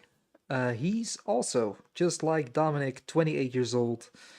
Is there anything you want to mention when it comes to Vikingo? Actually, I don't know much about him because I never really watched AAA. So please enlighten me on some of the things that why you think he's so great. I I haven't seen a tremendous amount, but what I have seen from Vikingo is that he could very well be one of the best luchadors alive. Mm. Just the way he wrestles, he is the personification of lucha libre. That's really what it comes down to. He is a high flyer through and through, and again, uh, wrestling skills only take you so far, but they can take you pretty far. And I I think it would be a shame if he's going to be stuck in AAA for the rest of the time. Uh-huh. I'd say get him over to NXT. Uh, let him become North American champion for a little stint. Um, see if he can test the waters with the American crowd. Maybe become NXT champion. And if that is something that is in store for him, he can go to WWE main roster, become a United States champion. Just find a tag partner and become a great tag team champion. That's something that can be in the cards, especially for the small flippy dudes. That's always a great spot to be in. And Vikingo can definitely be that guy. He's just really, really good. Yeah. I think he can be Ricochet, Will Osprey shades of good when it comes to high flying. So Okay. yeah, just please give him the opportunity to shine, and to take him outside of AAA for a little bit. Let him test the waters at some different crowds and see how he does there. Um, I think he could do really well. Yeah, I know I've seen flashes of him, and every time like hear his name on a podcast or whatever, everybody always speaks very highly of him. So um, you know, Lucha Libre is definitely oh man, I've refed Lucha Libre style matches, and let me tell you, just some of the crazy wild stuff that I've seen with the Lucha style has just been off the chain. And you have to be super athletic and just you have to be right on the ball. But when it's there, it is a thing of beauty. Let me tell you. Yeah. Now I did notice I forgot a name. Okay. Also in the 28 category. We're gonna go back to the A, Okay. and that is Austin Theory. Ah, yes, Austin Theory. Um, Now, do you know and then do you know my birthday, Jeremy? The answer is probably no, but no, I don't. it is August 2nd, 1997. Now, guess what Austin Theory's birthday is? August 2nd, 1997. Exactly. That's not the reason I put Nice. him on there, but it's just Yeah, something I no. noticed when I looked up his age. Right now, he's an anomaly because, um, you know, uh, they're saying that this masked man that was on uh, Survivor Series and Survivor War Games, Series yeah. could have been him. Some people say it was Zoe Stark. Some people say it's going to end up being John Moxley. Some people say it could be somebody else. Only time will tell. I feel like I maybe that'd be more of a thing come Royal Rumble. I just want to Um, say, you mentioned Zoe Starks as one of the people. mhm. Do you know the original source for Zoe Starks? uh, can't say that I do. Sportskeeda. Was that Sportskeeda? Yeah. Oh, well, So probably not Zoe here's the only Starks. right. Yeah, no. Well, here's the only reason why somebody had said something about that because the one angle they did have it did because I was like, well, does it look like she has the person in the thing has titties? I don't know, but I had thought I had heard it from something else. I didn't realize it was Sportskeeda. If it's Sportskeeda, it's usually crap. So, Yeah. um, Sportskeeda was first to report that. oh Jesus, God, Yeah. I don't understand how they're a thing, but whatever. Anyhow, um, But before I continue, that's just something I want to mention. I was scrolling okay, through threads of all places, and it was like this very big uh piece written on a wrestling channel, and the first line it said, "As per Sportskeeda," and I just commented, Oh "Thanks for not wasting my time by no. saying it's Sportskeeda. I did not bother to read the rest." Yeah, no, that's awesome. uh, Yeah, we're not gonna name names or anything, but there was somebody that we know that would always like like totally believe everything that came out of Sportskeeta's mouth, and I'm like, God, you are not bright. But I let's digress. just say we used to have a podcast that wasn't off scripts, and now we have off scripts for a reason. Yes. But yeah, no. Um, but Austin Theory, yeah, he's one of those guys, has the look, has everything. I feel like, again, he's one of those guys where um not that he's set up to fail, but he is not put in spots where he's able to shine. And because he's a guy that he could, he can go to the top. He can be that guy. And I know people say, oh well, Cena buried him. I don't think it was more of a burying other than hey, Everything surrounding that should he, have led to a face turn. right. Yeah, absolutely. Right. Yeah. Um, Including Money in the but Bank, by the way. He really right, should have just cashed in on Roman Reigns, fail, and then just try to find himself, redefine himself, and right, become a babyface. right, The cashing in on the right, US title was so stupid. right. Yeah, it just, um, yeah, he's like, I had watched a documentary about him, before he got into NXT and all that, and um he was such he probably still is, but like he's so chipper and just was like, I gotta make this my thing. This is what I was born to do, yada yada yada. um and I'm like, I can back that, right? Like I was like, okay, cool, and like I said, they sit there, they drop him like a bad habit, which got everybody talking. Because you're like, okay, they took him off. Grayson Waller mentioned him once, that was it. um Saying that he left or whatever, and then all this, you don't he gets pulled from WWE's website, and you're like, and as me, I'm going, oh shit, did he do something naughty? Yeah, Right. yeah. um and I know WWE, in this day and age, especially WWE, everybody's got the dirt sheets and yada yada yada, and I get that, but like, the one thing that pisses me off, and it's a term that I've used before: don't work the workers. Don't do that. Look what happened with Seth Rollins. He did that whole knee angle, right? And Karma bit him in the ass because he legitimately got hurt because you worked the workers. You don't do that.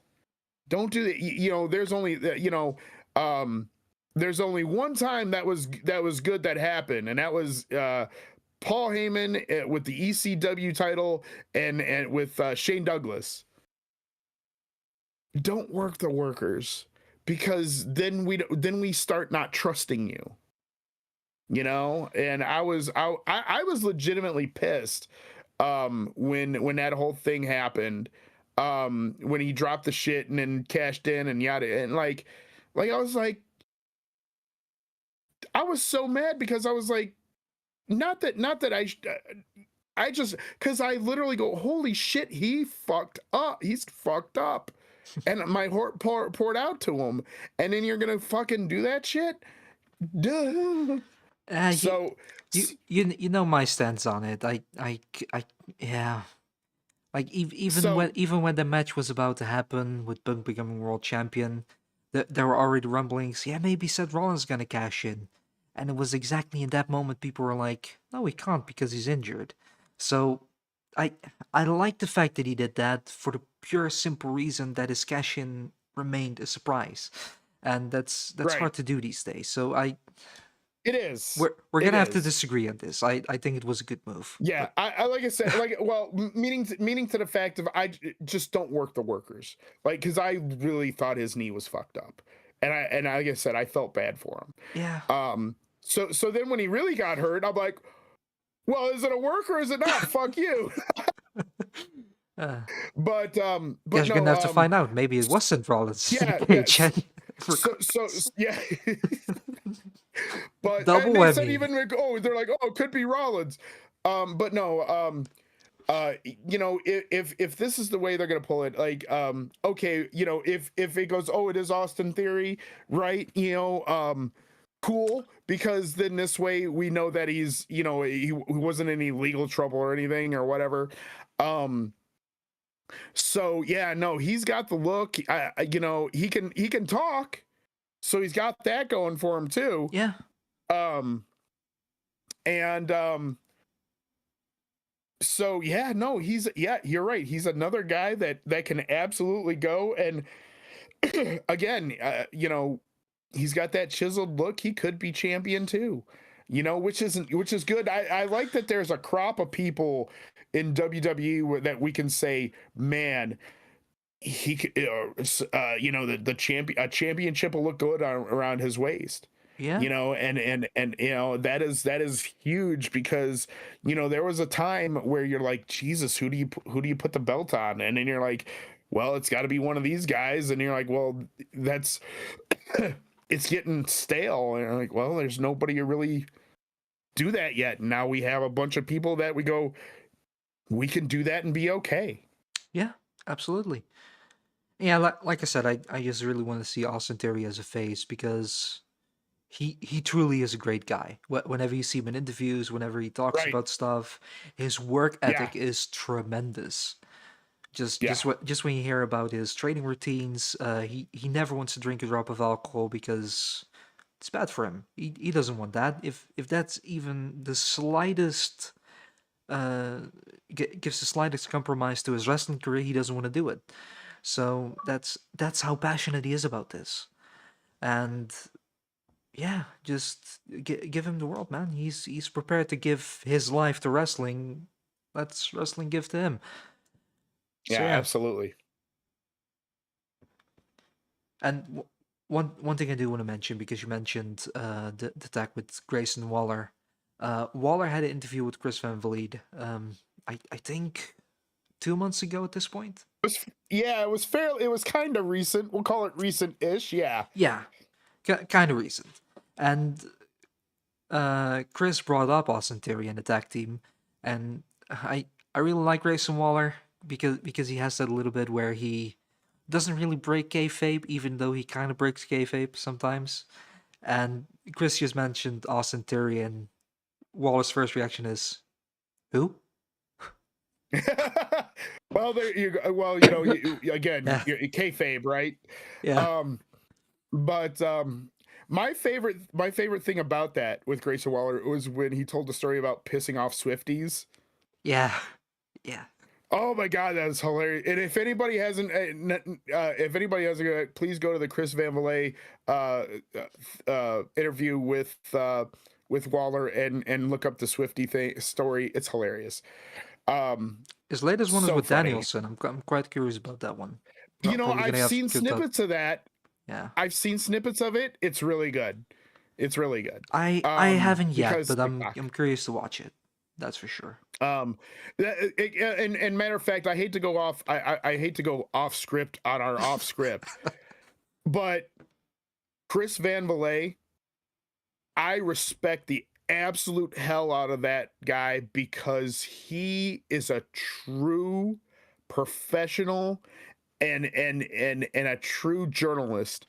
He's not a scumbag. He doesn't sit there and ask stupid questions. He is knowledgeable. He knows what he's talking about, and he doesn't sound like an idiot. And I love that, because every time I hear some of these guys go in there, they're either trying to get a gotcha moment or being stupid. And Chris Van Vliet, one of the most respected people in pro wrestling journalism, and I love that so much. And I think you Love get a that so good much. story out of everyone. The only interview that I watched bits of, and I was kind of curious. Then I watched the whole thing, and I was like, yeah, this wasn't great, and that was really just due to the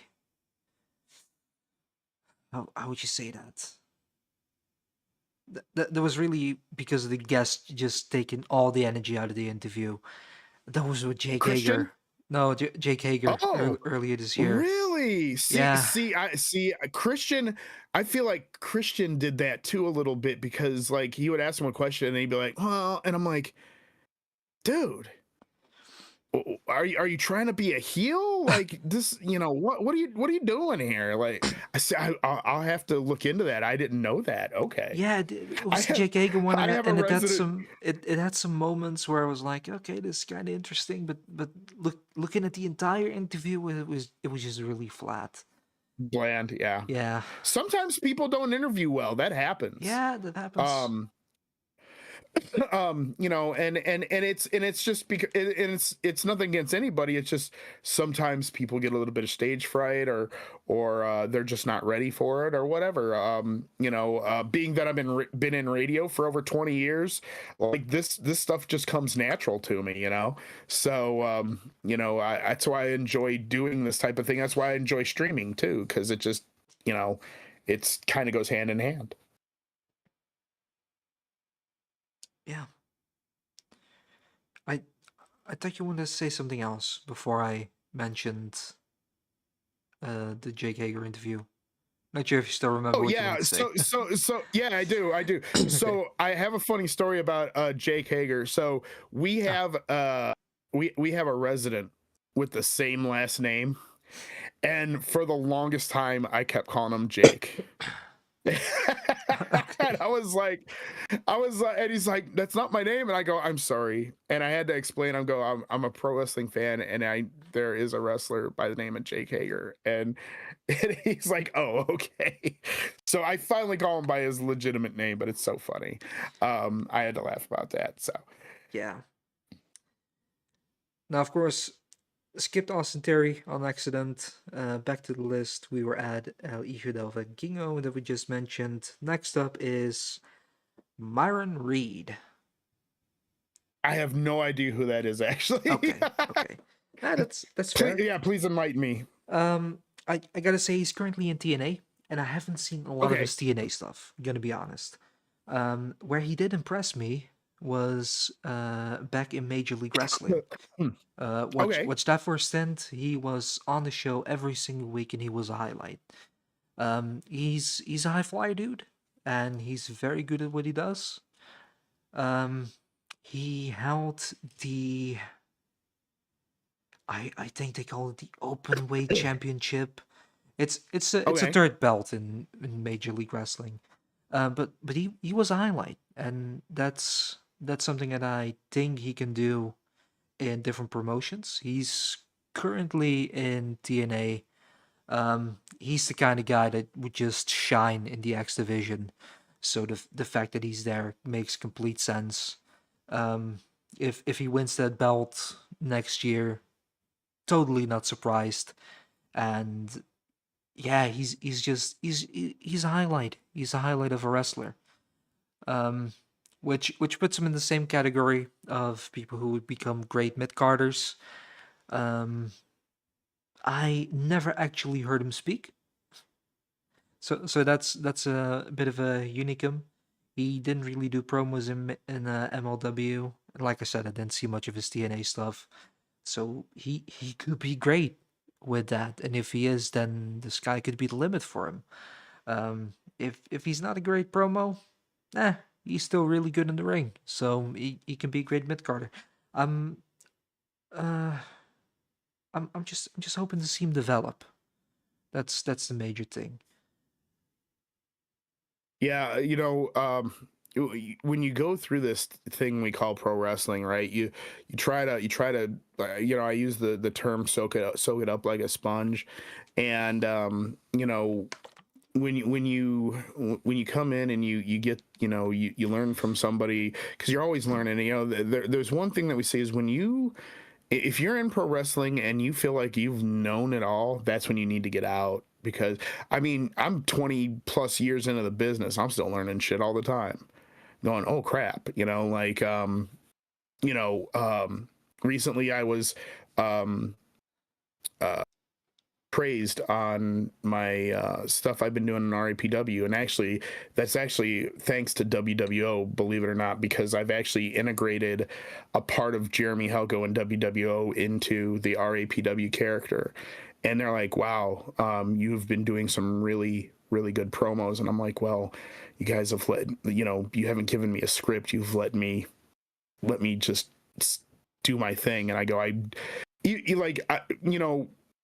we'll peel the curtain back a little bit. When I do stuff like that, like I write stuff down. Do I say it verbatim? Maybe a little bit, change things here and there, how I feel.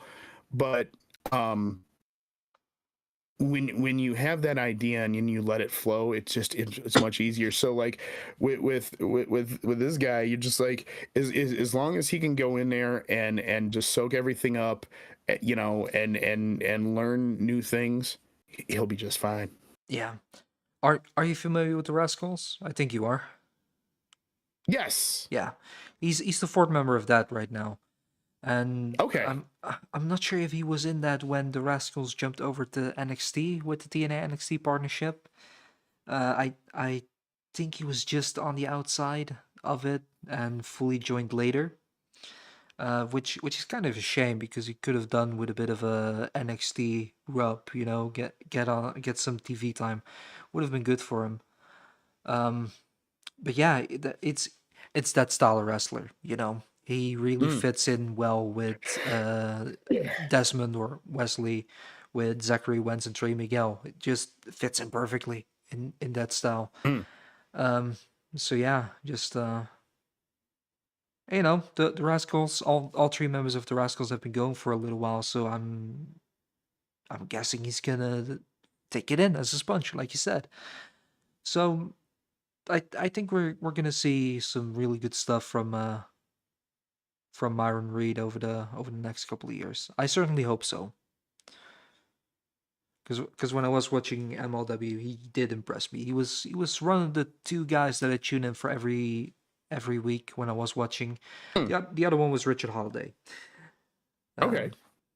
Just over 30, I think. So didn't qualify for tonight. But yeah, Myron Reed. Just keep your eye open for him. I will. And, the only crossover I have with the next name on the list is that the next name is currently in Major League Wrestling, which is Priscilla Kelly, also 28. Ah, yes. Gigi Dolan, In former NXT. Gigi Yeah. Dolan Yeah. in NXT. Yes. Isn't she also the one that had that disgusting Yep. spot she would do? Yep. She did that once. Was Little known fact, was a bit of a controversy. I did that for another Havoc in Jessica Havoc. I did a spot for that as a referee. And I literally got a serious case of legitimate cotton mouth. I ain't gonna lie. But I digress. So yeah, no, I loved the Gigi Dolan character. I mean, I like the Priscilla K character too, but I love that because God, her look it wasn't goth mommy, but it was goth, a little bit of goth, a little bit of rocker chick. Um, and I love that look for her, and it was really good because it was her and Mandy Rose there and somebody else, right? JC Jane. Yeah. They were toxic. JC Yeah. Jane needed toxic attraction, right? And I absolutely ate that up. It was such a cool stable, and I really got behind that a lot and thought it was really really good. And yeah, um, she, like I said, if she stays away from the little bit of the gross stuff, she'll be fine. Yeah, yeah, Again, I learned from my mistakes. That was, you know, 15 years ago I did that. But no, she's one of those types of girls, so versatile. Like I loved how I loved her character. And it's a shame that she ended up getting released. yeah. Because like when I read that, I was like, damn, that sucks. Because um she had because wasn't she like wasn't she in a part of a storyline too, and they dropped her like a bad habit? She was teaming with someone in NXT while And then they JC and then they Jane let her was, go, and then they yeah, let her go, and then like they had the week or after they let her go, she was on TV, and we're like, oh god, that's rough. Um, yeah, yeah, no, I love me some GD Dolan, Priscilla K. And I think I think I know Shotzi's doing stuff with Cardona and Scarlett, but isn't Priscilla K doing stuff with them too? Kind of yeah, yeah. doing like They're all in Major League Wrestling at the moment. They're okay, having a pretty solid but they're roster all at the like doing moment. yeah, well are they involved in a feud or something, or are they teaming up or something? I feel like I read something recently where they're all in a storyline or something together or some bullshit. I think she's either teaming or feuding with Shotzi. That's for sure. Um, Okay. Okay. would have to check up on Major League Wrestling. They're having a pretty solid roster at the moment. You know, they have Baron Corbin on there. He's a champion. Mhm. Donovan Dijak is on there as a champion. Two guys I absolutely love. Would love to talk about them, but over 30. Um, I I made the stupid rule under 30, but you know. I mean, you're gonna have a topic on something. Right. I mean, hell, maybe next month we're gonna talk about Major League Wrestling, and we're just gonna watch that for a little bit and make sure we're well caught up on that. That could be Yeah, interesting. right. Something we can discuss. Um, but yeah, Priscilla Kelly is among them in a pretty solid roster. She's a solid performer and she has off the charts charisma. That just helps. Yeah, it really does. And she and her charisma's been there since day one. You know, it's never gone, and there's never been a lull. She's always been somebody interesting Yeah, to watch. I I think it's a bit of a crime that she never became NXT Women's Champion. She really should Yeah. have. She got in the position to get there, and then they just never pulled the trigger, and I don't understand why. When at some Was it? point she, Didn't she have a match? Didn't she have a championship match? yeah, I'm not sure who the champion was at the time. Yeah, I don't remember. We'll have to dig deep in the archives there and see Yeah, what that was about. but she had a match, and I was thinking, finally she's gonna become women's champion. And then they book her to lose, and I'm like, why? She's the best women's wrestler you have on the roster at that point. Like, without even a shadow of a doubt, to be perfectly honest. And they just never did anything with her, and I don't understand why. And it's, I don't know, it's a shame. It is. But yeah,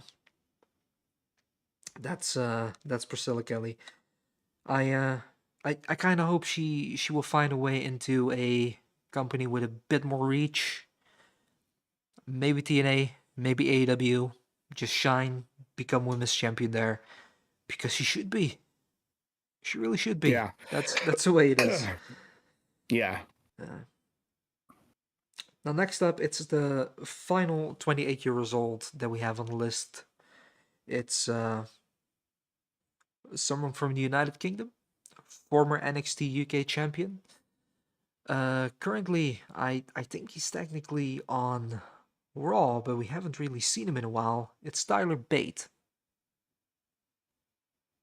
Okay. Well, wait. Isn't he one of the uh Americanos? Well, that's what they're saying. But then I look at the Americanos, and all I can think is Tyler Bate is quite short. and I think both of them are a Well, bit longer. there's like 8 of them at this point. Like I know, like didn't like 8 of them attack somebody, and we're like, what the hell is going on? How many of you motherfuckers are there? You have you have Al Grande Americano, and you have the two others. And I heard Right. people say it's And Pete they Dunne and actually Tyler gave Bate. them names too. Yeah, but who the hell remembers those names?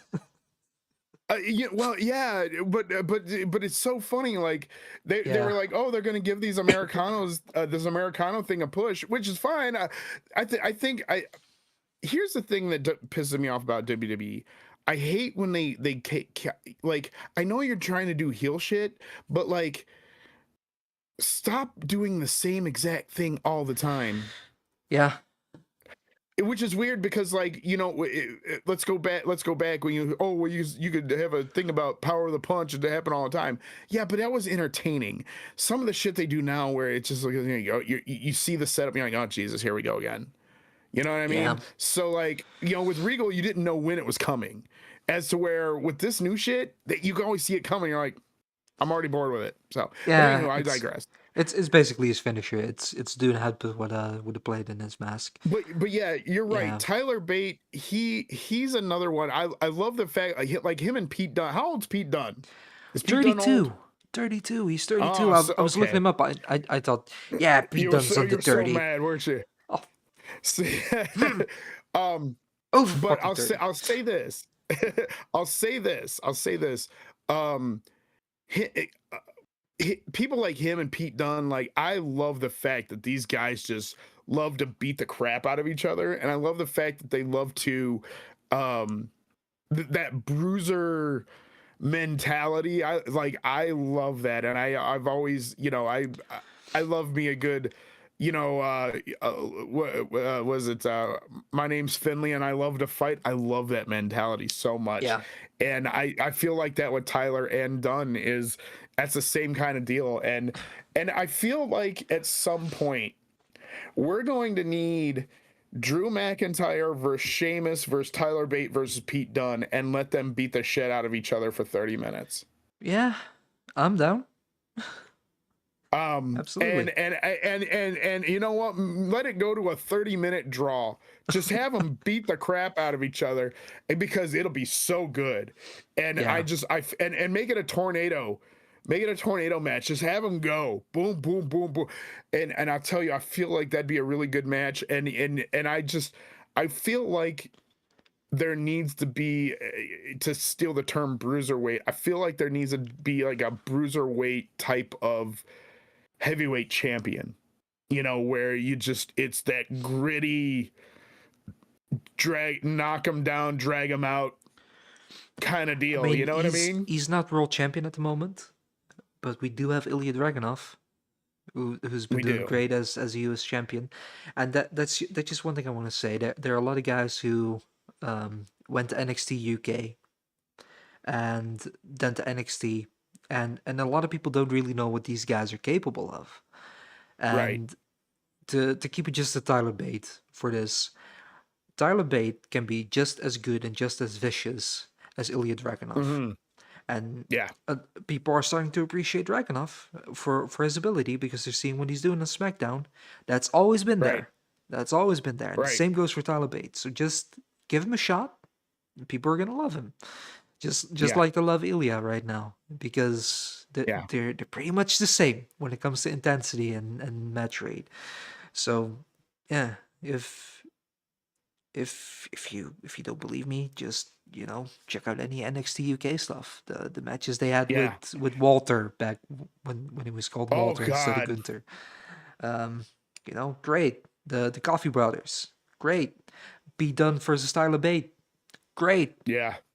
Watch that shit. Watch NXT UK if you can still find it anywhere. I don't think it's on Netflix. It is most likely on YouTube. Yeah. But no, yeah, Tyler Bate, you know, the brawls he had with Dunn were just off the hook, man. Off the hook. And they were great. There's not, like I said, there's nothing but love to Tyler Bate. He's gonna, give him a shot, and he won't prove you wrong. He's good. Actually, one that might be easier to find, it's on one of the World Collide shows, because it was when NXT and NXT UK were gonna merge, and Oh, that's right. Okay. Tyler Bate was the NXT UK champ, and Walter Gunther was the NXT champion. They had a match against each other. Phenomenal. Try to find that. I remember that match. Yeah. Because I can still feel the chop. The chop. Oh my god. Yeah. Chops are the worst. Chops are the worst, and back chops are front chops, but times 1,000, and those suck even more. That's why if you ever see anybody get back chop, be like, did he owe him money? But yeah, no, those guys going at it. I mean, Gunther again, he's a guy, just wow, and what a transformation he has, going from what we've seen him as Walter to what he is now, and you're like, Jesus, that's the same guy. Get the hell out of here. So yeah, no, Tyler Bate, definitely one of those guys I could go, man. Nothing but nice things to say about him too. Yeah, for sure. We're gonna go down to age 27. Okay. And we're gonna kick things off with Blake Monroe. Currently in NXT. Miss Mariah May, Blake Monroe. Such a scandal with her name change. People are so stupid. Jesus Christ. But anyhow, love her stuff. Loved her stuff with Toni Storm. Thought it was great. She has, she's got everything. I know there was some was it her or Tiffany Stratton that had heat with Mandy Rose for a hot second? Maybe it's Stratton that had some heat with Mandy Rose because she said something. It's like, oh, I said it first. I'm like, you're making massive amounts of money on OnlyFans. Shut up. No, Blake Monroe, she's got that Hollywood look, doesn't she? Good Lord. No, she's a lot of fun, man. Love the charisma with her. Love it. Cool. Not sure if I remember this correctly, but I think she was around the North American title for the women's side. I think that's kind of the area she's playing around in NXT at the moment. Yeah. Because she's because it wasn't the women's championship. It was I can't remember off the top of my head either. But yeah, she's definitely in a title picture because her and Grace, that's how they introduced her, was with Grace, Jordynne and Grace, and then Blake turned heel. I know she's been playing around with that. Yeah, no, she's and here's the reason why, because here's the smart thing about her. She changed her name for a couple of reasons. A, she wanted to keep Mariah May, so that's smart. Just change your name so the WWE can't buy it. Now when you go back to the indies, they can know you as Mariah May again. The other thing is she changed it because of her niece. She wanted to do an ode to her niece. So that's why that whole thing was changed. And people just need to let me tell you something. Fans, just because something changes, don't lose your shit over it. Because it's not always WWE that says, oh, I want to do this. Sometimes it's the work. Let me say that a little bit louder. Sometimes it's the worker who changes things. Jesus. Anyhow. No, seriously, but yeah, again, like I said, the stuff that she did with Toni Storm and whatnot, it just what just again just some really great stuff. And you know, when she gets called up to the main roster, I feel like her and Tiffany Stratton can feud. You know, she could actually really feud with anybody, but you know, being that they kind of have the same look and a little bit of the same attitude, that could be kind of fun. You know, I that could be very interesting, and I'm here for it. Yeah, yeah, I can see that. I'm gonna be honest. I'm not too sure about Blake Monroe. Don't have anything against her. D- aren't particularly fond either. Just wish her the best. Jury's still out type thing. Um, Mhm. yeah, well, we'll see. That's that's my feeling really with Blake Monroe. Yeah. So yeah, Ain't nothing wrong with that. That's why we yeah, have amazing opinions that aren't goofy and that I can agree with. yeah. All right, next up is another NXT women, also 27 years old. It's Lola Vice. Yes, Lola Vice.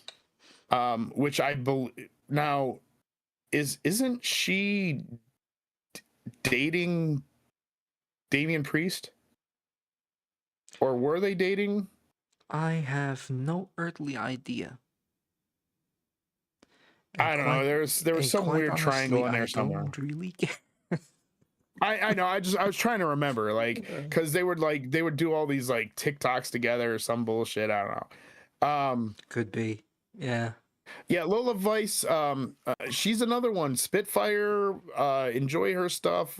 You know, again, she she just needs to get there, man. Like whenever they feel like they need to call her up, I think she's ready at some point. I know what's funny, we're talking about this now because I just read a report, and I don't think it was Sportskeeda, but I did read something where apparently Triple H is thinking about calling up some NXT um talent to the main roster probably just after Rumble. So, which Could is be. usually kind of when they do that kind of stuff anyway. Um, could she be one of those in there? Who knows? Um, I yeah, I like her. She's a lot of fun. Yeah, she definitely increased over the last year, and mainly in her stage ability, because it was just a couple of months ago where she couldn't really hold it in front of a crowd, especially talking. That's getting better. She has a really good striking ability. Um, I I think it might be a bit too soon to call her up. Maybe give her another half year. I don't think she's gonna be really ready to go to the main roster, and that's not necessarily because of what she has right now, but it's also because it's a very competitive roster on the main roster right now. There are a lot of very big and The interesting names. women's roster in WWE, especially in NXT, it's hot, man. You know, we always talk about WWO's women's roster being hotter than hell. I mean, seriously, the NXT's women's roster is just so stacked, so stacked. Yeah, And I'll even say AEW's women roster is really good too, and so is TNA's. That's the amazing thing is, and God bless the four horsewomen, because they really started that whole thing of showing that women's wrestling can be really good. And now here we are getting all these women that can work and put in a hell of a match. yeah, And we finally see what women can do instead of bra and panty matches. yeah. Now I want to say when it comes to Lola Vice, I think she would really benefit from being on NXT for another year after a Mm-hmm. bunch of call ups. So when indeed maybe a Tatum Paxley and a JC Jane and a Fallon Henley maybe they go up because they're probably a bit more ready. she would have the chance to take the center stage because she's getting Right. outstaged by a couple of these women, and as long as they're there, I don't really see her progressing that much, and that it kind of reminds me of Indy Hartwell, who we already mentioned. Right. Um, when Candice was going to the main roster and we didn't have Dakota Kai and Raquel Gonzalez, as she was called in NXT, was no longer around. You saw Indy Hartwell shine. She became better because she now had to. She was the NXT vet at that point. Um, Right. I think Lola Vice needs something like that. She just needs a couple of the women to go, so she can take the center stage Right. and really start progressing in feuds and storylines. Be more comfortable on the mic because you can see she isn't. Um, Yeah. and that's okay. Again, we're talking about very young people on here with a long career ahead of them. One thing that really does make her stand out is her striking ability. She can strike like any of the MMA women. That's that's cool. That's great. Love to see that. I'm not sure what her background is, but she has a background in a certain mixed martial arts. Um, think it might have been Taekwondo, but I'm not sure. I know she has a Okay. background, but I'm not sure which background. But she has a legitimate striking ability, and it shows in the ring. Yeah. She's really good with that.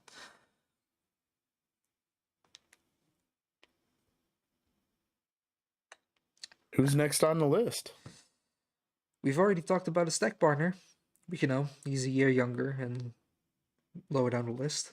Nathan Fraser at Ah, 27. okay. Yeah. Now, Mm. what are your thoughts on the part of Fraxium? So Nathan Frazier, I like him. I'm always a fan of how he meshes well with Axiom, and I love the tag stuff that he does. Um, and I think he's again one of those. We talked about Axiom, maybe seeing something about him, being singles down the road. I think we are getting the tip of the iceberg with that, and I think that if he were to uh, do the whole thing with the splitting off, we could see more of it, and I think that is kind of where he needs to be. Yeah, I think Nathan Fraser can definitely be a funny guy, and that could be a very powerful tool. If you can make people laugh, if you can make people enjoy the show, you have a spot. Um, Gotta say, in terms of his character being interesting enough for a singles push, he would fall short of Axiom. That's just one thing I want to say. It's kind of similar to a lot of people talk about them breaking up with Street Profits.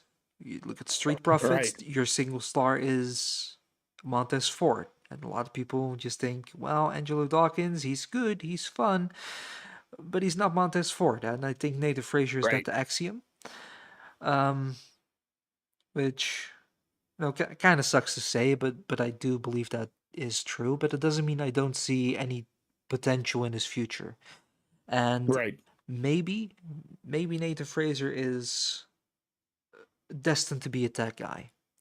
And he's going to split off with Axiom. He's going to have a bit of a solo run. He's going to find a new tech partner. He's going to be tech champ with that guy.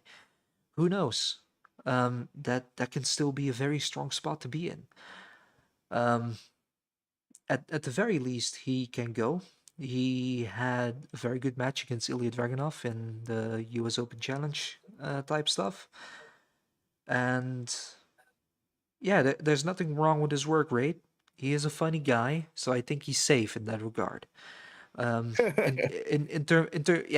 terms of what he might accomplish as a single star, that remains to be seen. And again, just comes down to having a very competitive field.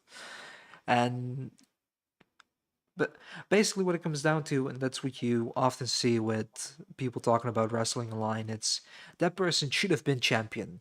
And then you look at the roster and you're like, yeah, that person probably should have been champion, but should he have been champion over this person and that person and that person and that person? Yeah.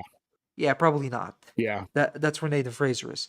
Should he be a United States champion at some point? Absolutely. Uh, so did 20 other people. So, not everyone can be that guy. Maybe Nathan Fraser will be. Who knows? At the very least, I think he can have a very comfortable position in the future, and that's worth something.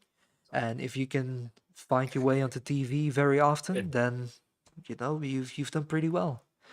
And again, if he's gonna be a career tag team guy, then he has gonna be a very successful career tag team guy, and that's cool too. Yeah. Yeah. Sometimes you find your niche, right? And then, sometimes it's singles, sometimes it's tag, sometimes it's a manager. People don't realize Bobby Heenan was a hell of a collegiate and professional wrestler, but he found his calling in being a manager. He did a phenomenal. So, I think you can say the same for it's always nice. MVP if you want to have a more recent comparison. Yeah. Yeah. Solid wrestler, great manager. Yeah. Yeah. Yeah, his stuff on the microphone is just amazing. So yeah, Frazier definitely, could be a thing down the road. We'll see. Yeah. Next up, the last on the age of 27 is Obafemi. Okay. That is a big dude. I didn't realize how big that dude was until I saw him make his return, and I was like, "Damn, that is a big son of a bitch! Holy crap!" Yeah. And the funny thing is, and this is gonna sound a little bit wrong, but there are people with certain backgrounds when they start talking, it just sounds a little bit weird. But Obafemi, when he grips the mic, he has passion, he has charisma, he has a vibe, he grabs you and holds your attention.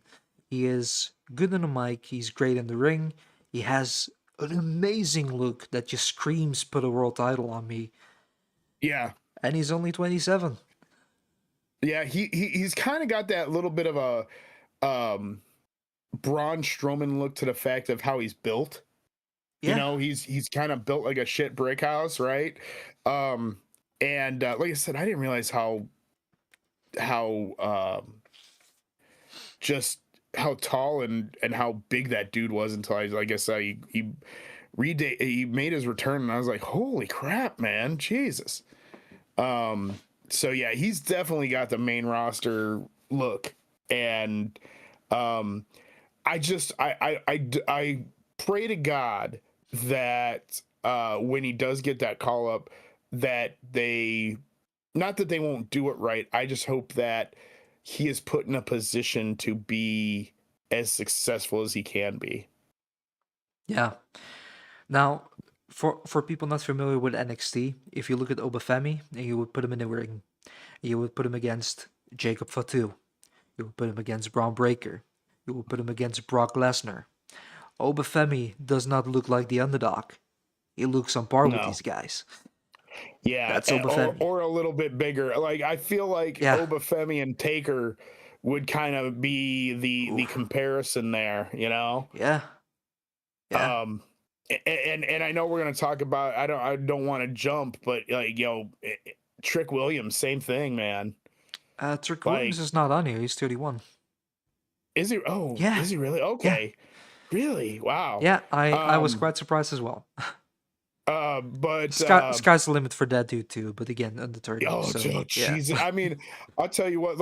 I want to talk about him for just a second. When he brought out the Dead Man, and that whole exchange with him and Taker, like that literally sent chills down my spine, because I was like, holy shit, he's getting the Taker rub, right? And I was like, oh hell yeah, that is awesome.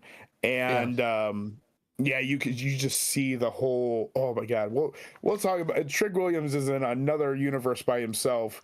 We'll have to talk about him one day, but yeah, Obi Fema. Oh my gosh, I mean, when you send him up there, you know, you're gonna have to put him up against the giants of WWE, because anybody else, he's just gonna sit there and throw him like a GD lawn dart. You know what I mean? Like, Yep.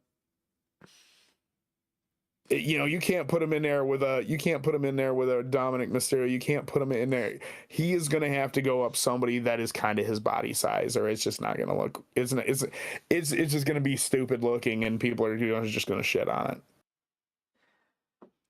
I mean, you absolutely can put Obafemi in the ring with smaller dudes. You should just demolish Well, them. you could. You could, but then you know what's going on. I want to take something from Big E. I want to see big meaty men slapping meat. Yeah. Yeah, absolutely. You know, I mean, I want Obi Femi to go up against the creme de la creme. And like I said, it's nothing against smaller guys or whatnot, but he definitely needs to be in that spot, and because that's where he's definitely going to shine. And I think that there can be some really fun things going on with him. Absolutely. Now, I'm gonna skip one name for now. Okay. We're gonna go to Cal Fletcher at the age of 26. Okay. Mainly because I don't really have an opinion on the guy. You're gonna talk about him for a little bit, and I'm gonna let the cat out in the meantime. Kyle Fletcher. So I'll be back in like a minute.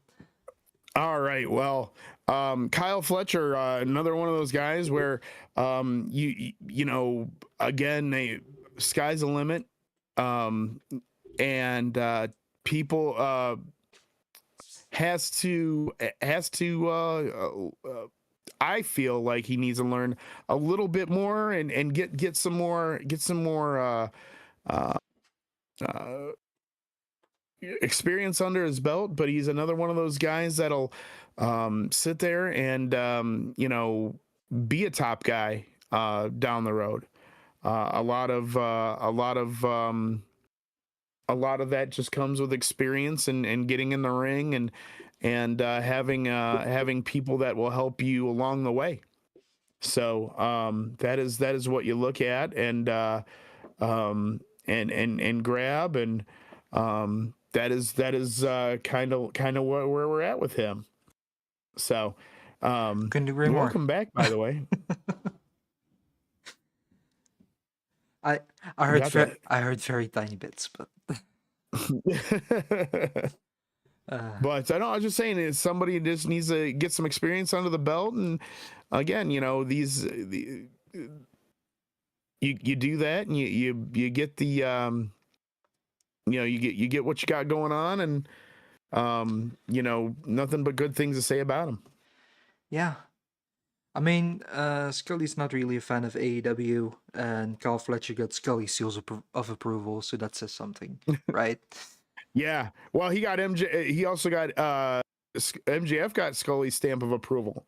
Yeah. So now the next guy on the list is also from AEW, and he does not have the stamp of approval, but I kind of want to talk about him anyway. Is it who I think it is? Make a guess. Hook? Yes. Yeah. No, I actually happen to like Hook. I really do. Yeah. Because of who his we keep talking about these nepo babies, right? But no, damn cheats. Yeah, goddamn kids. No, Hook, his being that his father is Taz. First of all, it's really weird. Like, I'm like, I can't believe that came out of your loins, Taz, because he literally looks like a 12-year-old. But man, the kid can go, man. Holy crap. I like the kid. I'm glad that he's finally talks more and does some things. That handsome devil gimmick only worked for so long. I just, like I said, I just, you know, because I was always enamored with Taz, to the fact of that dude could throw somebody like nobody's business. Um, and he just and you know you see it in his son. Like you just there's flashes of Taz and you're like, wow, that kid can go, man. And I like it. I think it's hilarious. Yeah, I've I mean, you know, I'm not really the greatest AW fan, but little bits I've seen of Hook, Same here. I just like his intensity, and that's one thing I told Oh yeah. Scully before the podcast. If there's one thing that needs to change, it's his name, because Hook is a name with a ceiling, and it's not very high. Yeah. Yeah. Well, you know, it's of course it's because of Red Hook, right? But Yeah, um yeah, no, you know, you know, maybe we call him Taz Jr. or no, should call him Dizzy because you have Taz and Dizzy from Tiny Toons. That'd be hilarious. No, I uh, I don't necessarily think the ceiling for the name Dizzy is much higher than Hook. no, but no, seriously though, you know, knowing again who his father is and again absorbing from that sponge. I mean, I when I seen him debut, I was like, wow, he's really good. Like Yeah, I saw that first match and I was like, and then he did the Kaja Hatame and I was like, man, I'm sold. I'm there. I'm there. I like it. You know. yeah. So yeah, I like Hook. He's definitely he's not. And again, this is not to shit on him. Is he world champion material? No, probably not. I was gonna ask you, do you think Um, he's gonna become AEW World Champ at some point? um, man, I don't know. I mean, what? Ask me in 3 months. I want to see only because you know I want to see who's all there because I've heard some interesting rumblings Huh. about you know people who are leaving or whatnot. Um, if he, I would love for him to put on some weight before I would before that Yeah, I because he's understand. just you know me to like the only luchador that kind of gets away with that world champion is Ray because there was an aura about Rey Mysterio. Not that to say that there's not an aura of Hook, but he just looks like you could like literally flick him with your finger and he fall over, you Yeah, know. yeah, And you know you want your champion to be a little, you know. Um, so again, nothing against them, but world champion material. I feel like I said, put some muscle on you, you know, whatever. Okay. But like you know him being the FTW champion, I love that. I always enjoyed the World Championship belt. I always thought that was a hilarious idea, and what was really cool. And then I know he worked Jericho, right? He did a program with Jericho, right? yeah. Wasn't it him? And again, you know, I know everybody gives shit about Jericho and you know reinventing himself and whatnot. Like you know, I never had a problem with Jericho, but um, I like I said, he's one of those guys that I feel like he's a very solid mid card guy. And then you know maybe again right place right time maybe he does become world champion. Yeah. Um, and I'd be okay with that. Like I said, but I'd love to see him bulk up a little bit because I feel like I could, like I said, just go beep, and he just oh god, I fall over. Yeah, I understand that. Also, hi Chim, welcome. Um, Oh, hello. she uh, she joined in just before your entire story on Hook, so it Oh, it oh, it, there you it, go. it took a while to reply. Hi Chim. Um, but yeah, and I agree. Just put on a bit of weight, get in there, get comfortable with that, and he could become world champ. Yeah. And Oh, absolutely. hey, Jocelyn as well. Um, Oh, hello, hello. but yeah, just what did I want to say? I mean, he's still young, so Yeah. again, Oh, absolutely. when I say, do you think he's going to become world champion? Probably not next year. Probably not Oh in two God, no. Yeah, years. But yeah, he's maybe he's 6 7 years from now. Who knows? yeah, maybe. Yeah. That is definitely down the road kind of Yeah. guy. Just wanted to pop in and say, oh, well, welcome on in, ladies. We know that you guys just got done Recording doing Women of Wrestling. Women of Wrestling. Yeah, so I can't Going wait to live see that tomorrow. tomorrow. Yeah. But yeah, Hook again. Like I said, I like Hook. I like there are. Here's the thing, like. I like certain guys in AEW. I just don't like AEW as a whole. Like, I'm so glad that there's guys in there making money and doing well. Yeah.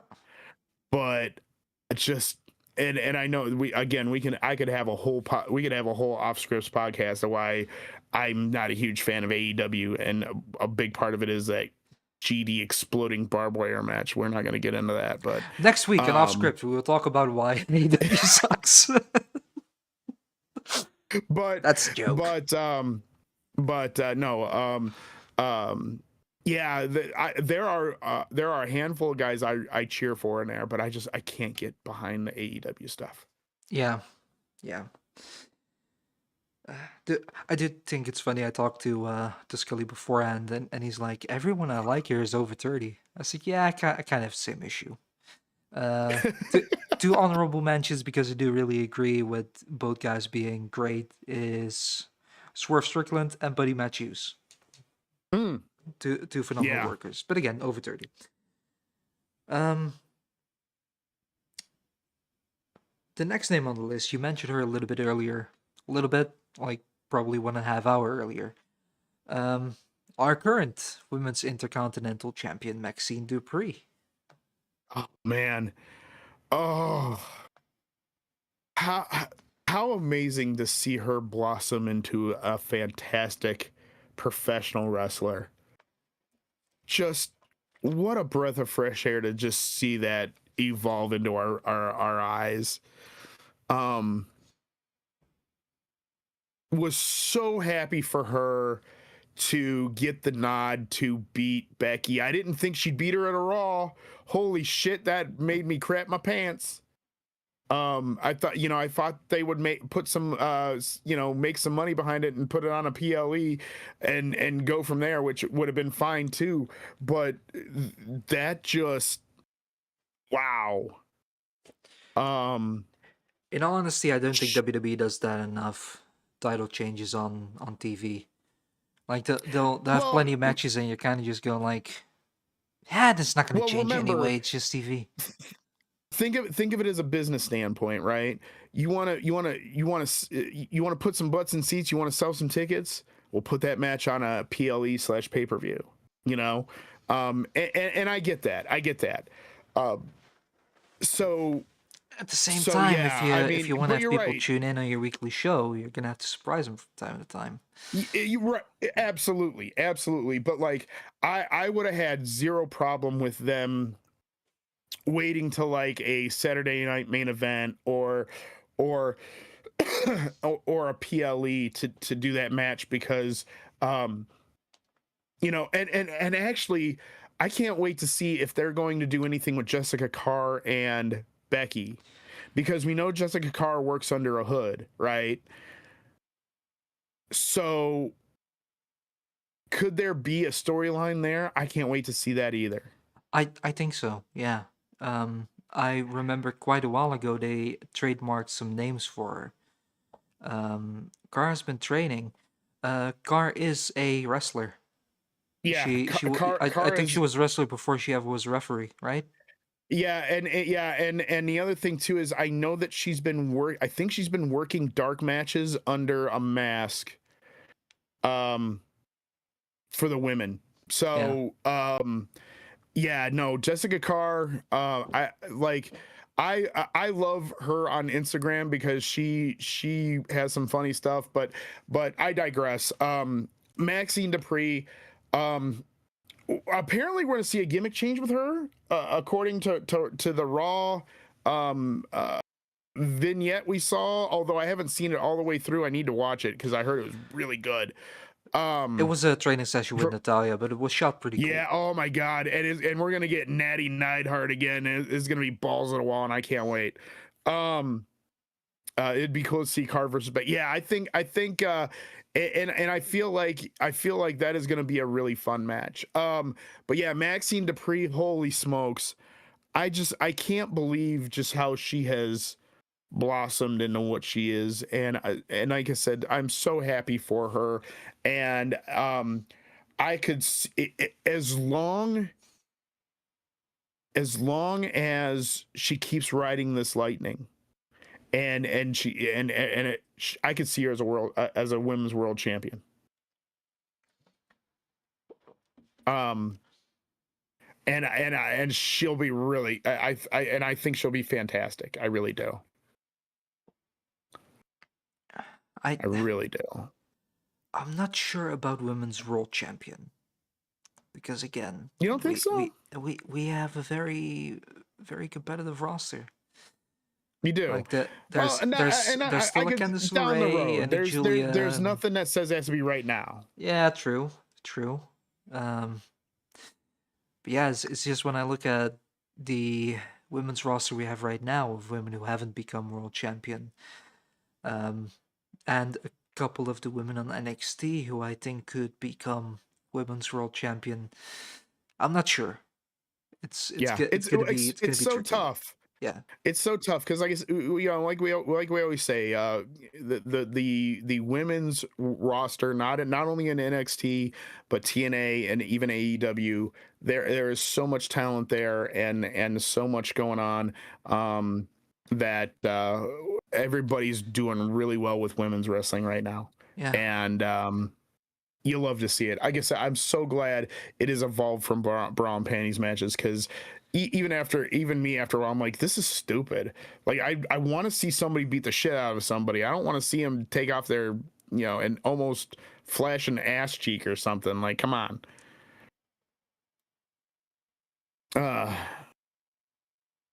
they absolutely can be, Jim, for sure.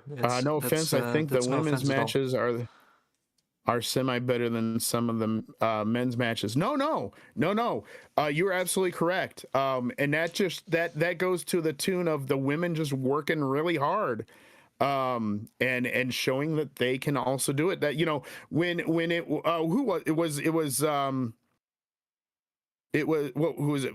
was Becky, Charlotte, and Ronda, right? And they were the first.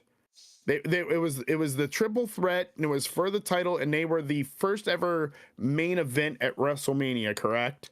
Yeah. For the women. Yeah. And that just went to show that they busted their ass to make that matchup mean absolutely something. And that is what that is. I mean, there is no, I have zero problem with saying that women's match was better than the men's match.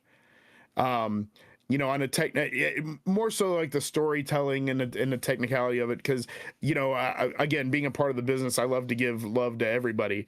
Say it's a great match, but it is what it is. But yeah, no, there are sometimes you're like, wow, that was a really good women's match.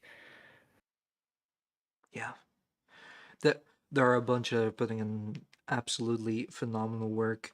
A bunch who are not so, but then again, the same goes for the men. So it's really just on par.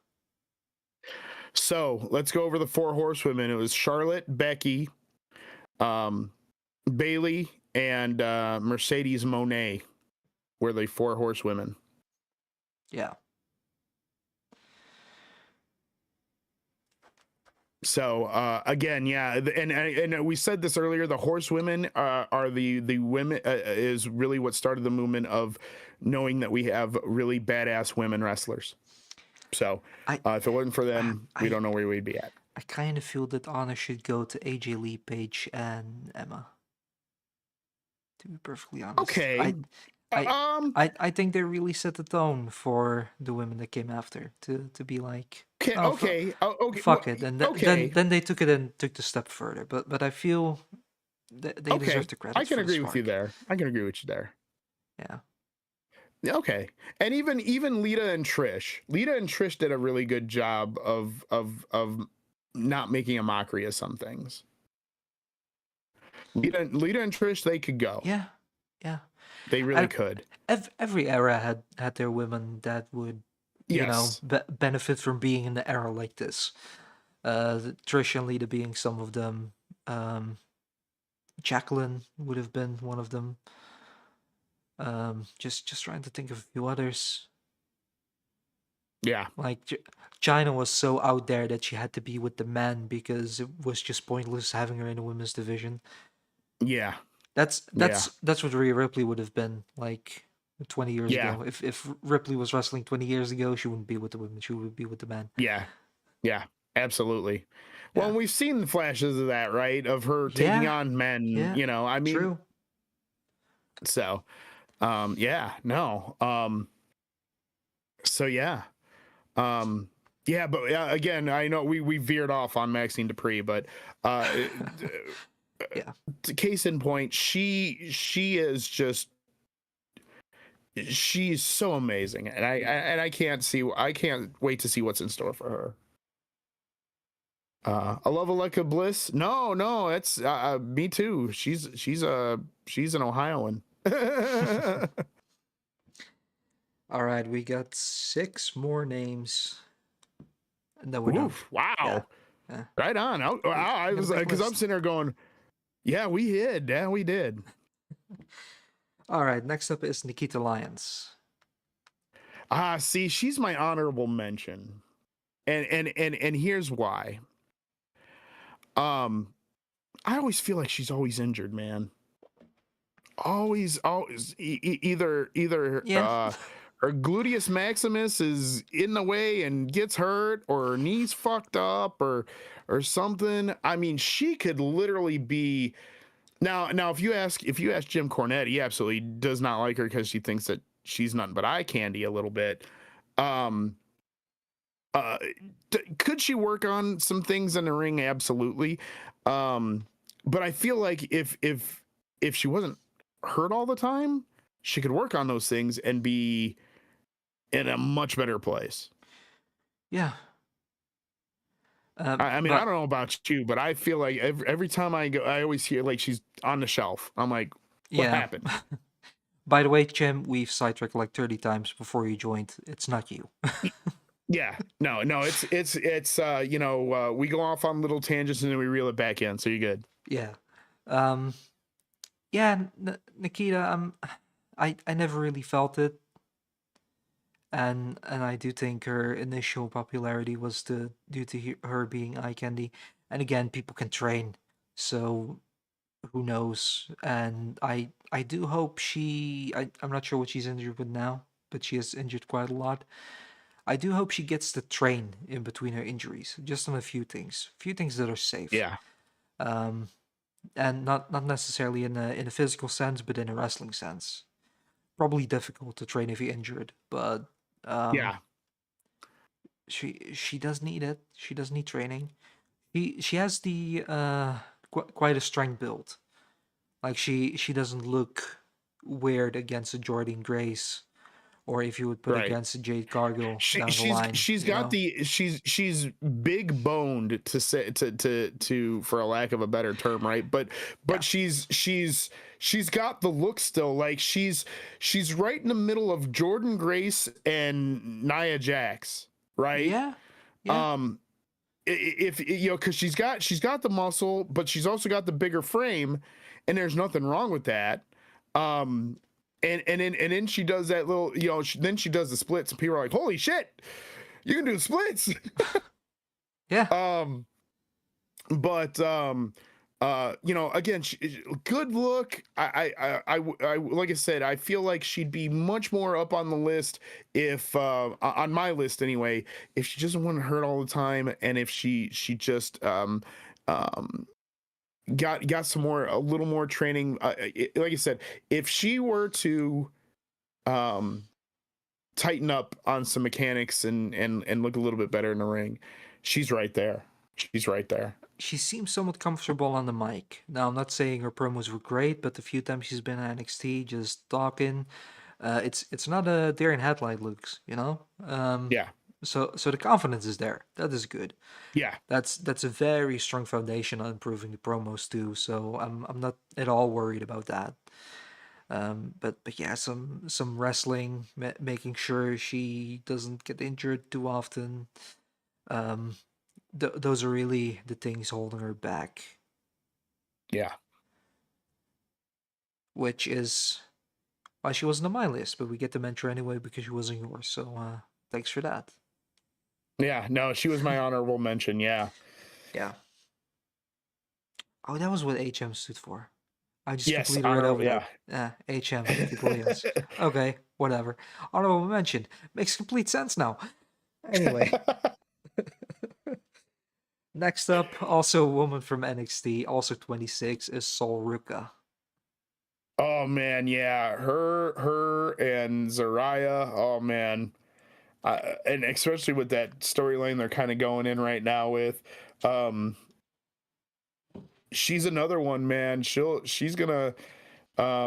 I feel like with again with the women being the way they are, she's gonna have to wait for a couple people to get off the NXT train so she can shine a little bit more. Now, I think she has the capability to start to shine, you know, even with the few that are there. Um, I wouldn't be surprised if she's the one winning the Iron Survivor. Um, also wouldn't be surprised if she gets screwed up by Zarya in that Iron Survivor. But Yeah, it's going to be yeah, interesting. Who are they going? I feel like because I saw the last interaction she had with Zariah because Zariah's like, "Oh, I always have your back, right? But you yeah, don't have mine, right?" she she punched And Kendall something, who is the Evolved champion. I haven't kept mhm. up with that. But she's also in the Iron Survivor, and Zarya attacked her. Soruka wasn't happy with that, so they started arguing. That's how NXT ended. um, I feel like they're gonna do a swerve and it's gonna be Sol Ruka as the heel. Maybe Um, I feel like that might be the thing. because I Zarya actually has a point. You know, it's all been yeah, Soruka. You know, her with the North yeah. American champion, the Speed champion, just strutting around. Yeah, I'm double champ. Look at how great I am. Oh, here's Zarya. Yeah, that could very well be the thing. Absolutely. So should be interesting. I like I said, Yeah. I like Sol Ruka. I like that her and Azaria thing, and I like you know them teasing that they may be in a relationship or something. I think that's hilarious too. Um, so gets people on their toes and thinking. So yeah, no, I think that'll be a lot of fun. Yeah. I there's one thing I hope she changes, and it's kind of what got it popular, but that's Soul Snatcher. It's just such an awkward setup, and Yeah. you see the more she does it, the more it gets awkward. It was last NXT where she hit it on JC Jane, and she practically had to dive into the move to actually make sure it landed. It was like Oh this was a pretty good match, but that finish yeah. horrible. J- all JC Jane had to do was just literally stand still, and she would have been fine. No, she just dives into the Soul Snatcher. Nah, that finish needs to go. It needs to be changed for something more practical. But yeah, other than that, Soruka does really well. So yeah, and I guess we just should just continue talking because the next name on the list is Zarya. So Oh, that's funny. Yeah, yeah, Zarya both again. 26. Zarya. So Yeah, Zarya, what a wild look she has, right? Looking like a spawned Satan from hell, and I am here for it, man. yeah, I love it. She's got the look. She's got the just she was such a high. You know, when they signed her, everybody was so high on it, and it was just so wild, and people were just like, "Yeah, it's awesome," and she has. It's been a wild time with her, and I love that look for her. And And again, she's a girl you could, I feel like you could plug her in right now if you wanted to in main roster and it'd be fine. Again, she would go up against a Jade Cargill. I feel like she could go up against a Rhea Ripley. If Piper Niven was better and okay, she could go up against Piper Niven. Those would be really good matches. Nia Jax, I feel like her and Nia Jax could go. As long as Nia is safe, although she has gotten a little bit better. Yeah. That was my biggest thing for a while there, is like I was like, oh god, please don't fuck anybody up. I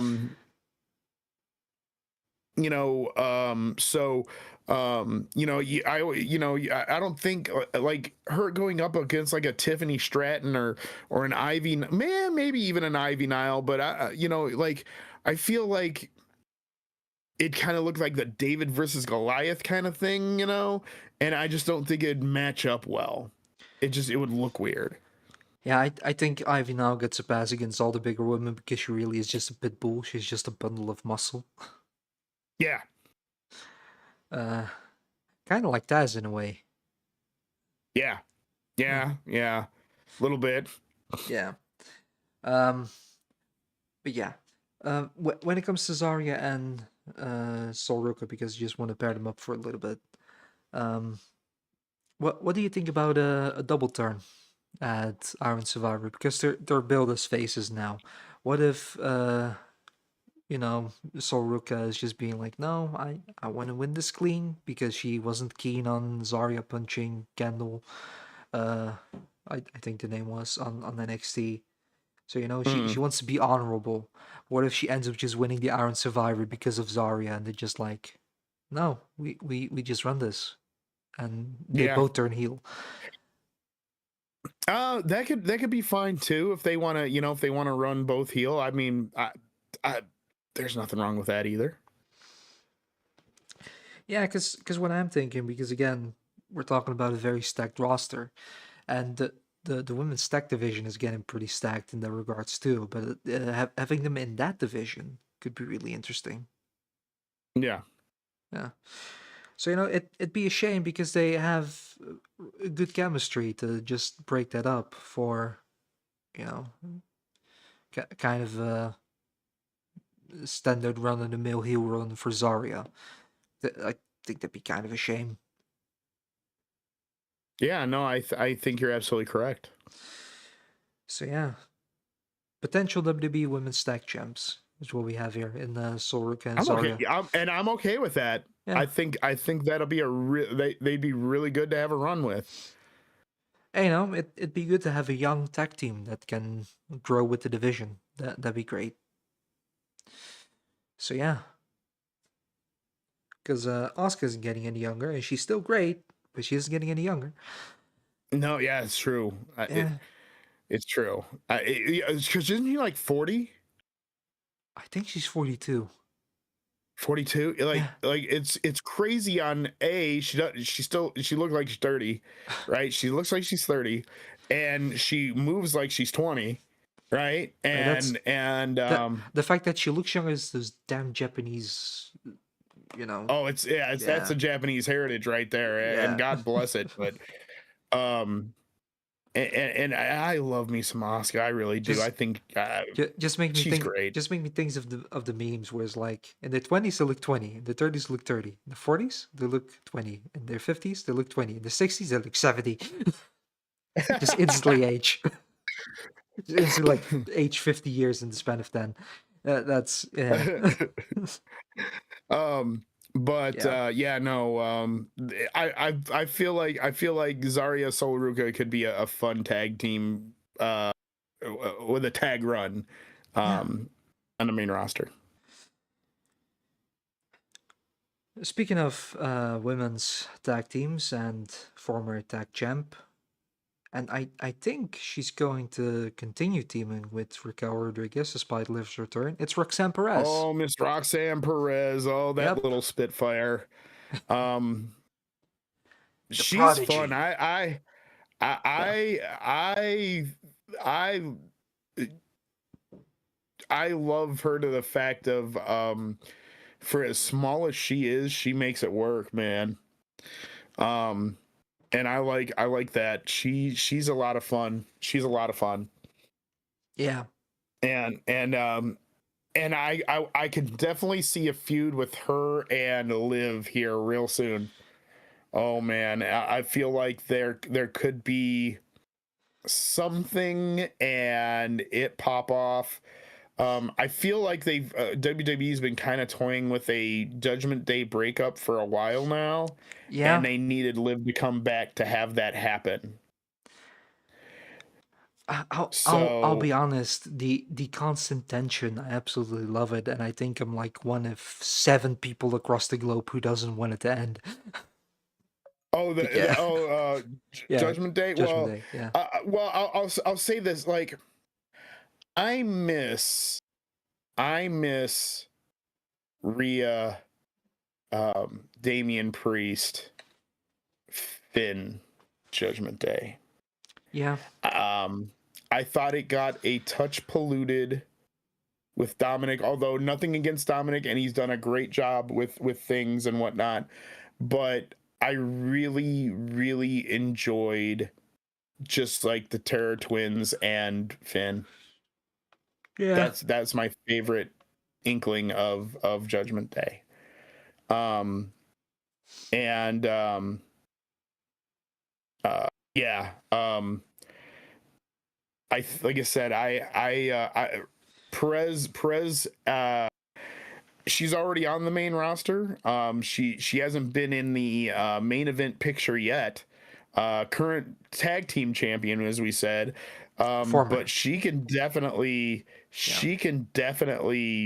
be in that world heavyweight championship, world women's championship picture. Absolutely. yeah. Now I actually have 2 very fun things to mention. Now that we're at Roxanne Perez, um, um, it was a story about Ricochet saying that he wanted to powerbomb Bobby Lashley.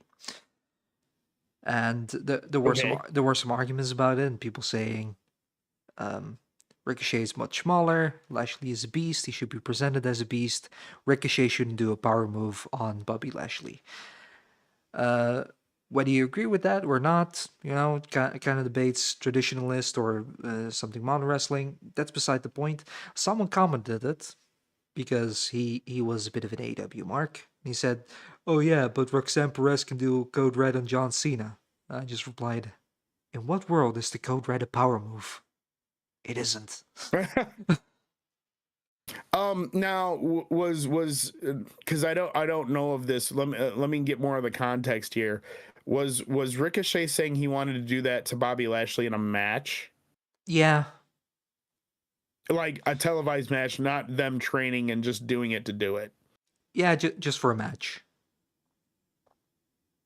Psychology wise, the psychology part of me agrees that that'd be the stupidest effing thing ever because it would make zero sense. Yeah. And if Bobby Lashley sold it, Bobby would be stupid for selling it. Um, Well, that's another Now fun thing. That's the video game yeah. guy in me would be like, fuck it, run it back. Let's see what happens. Now, I must say I really liked when Lashley and Finn Balor had a feud against each other for the United States title.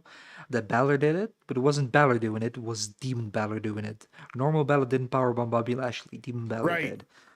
But Yeah, yeah, yeah, Demon that Balor did. that Yeah, yeah. then you bring in the mystique part of that. So I felt like that worked.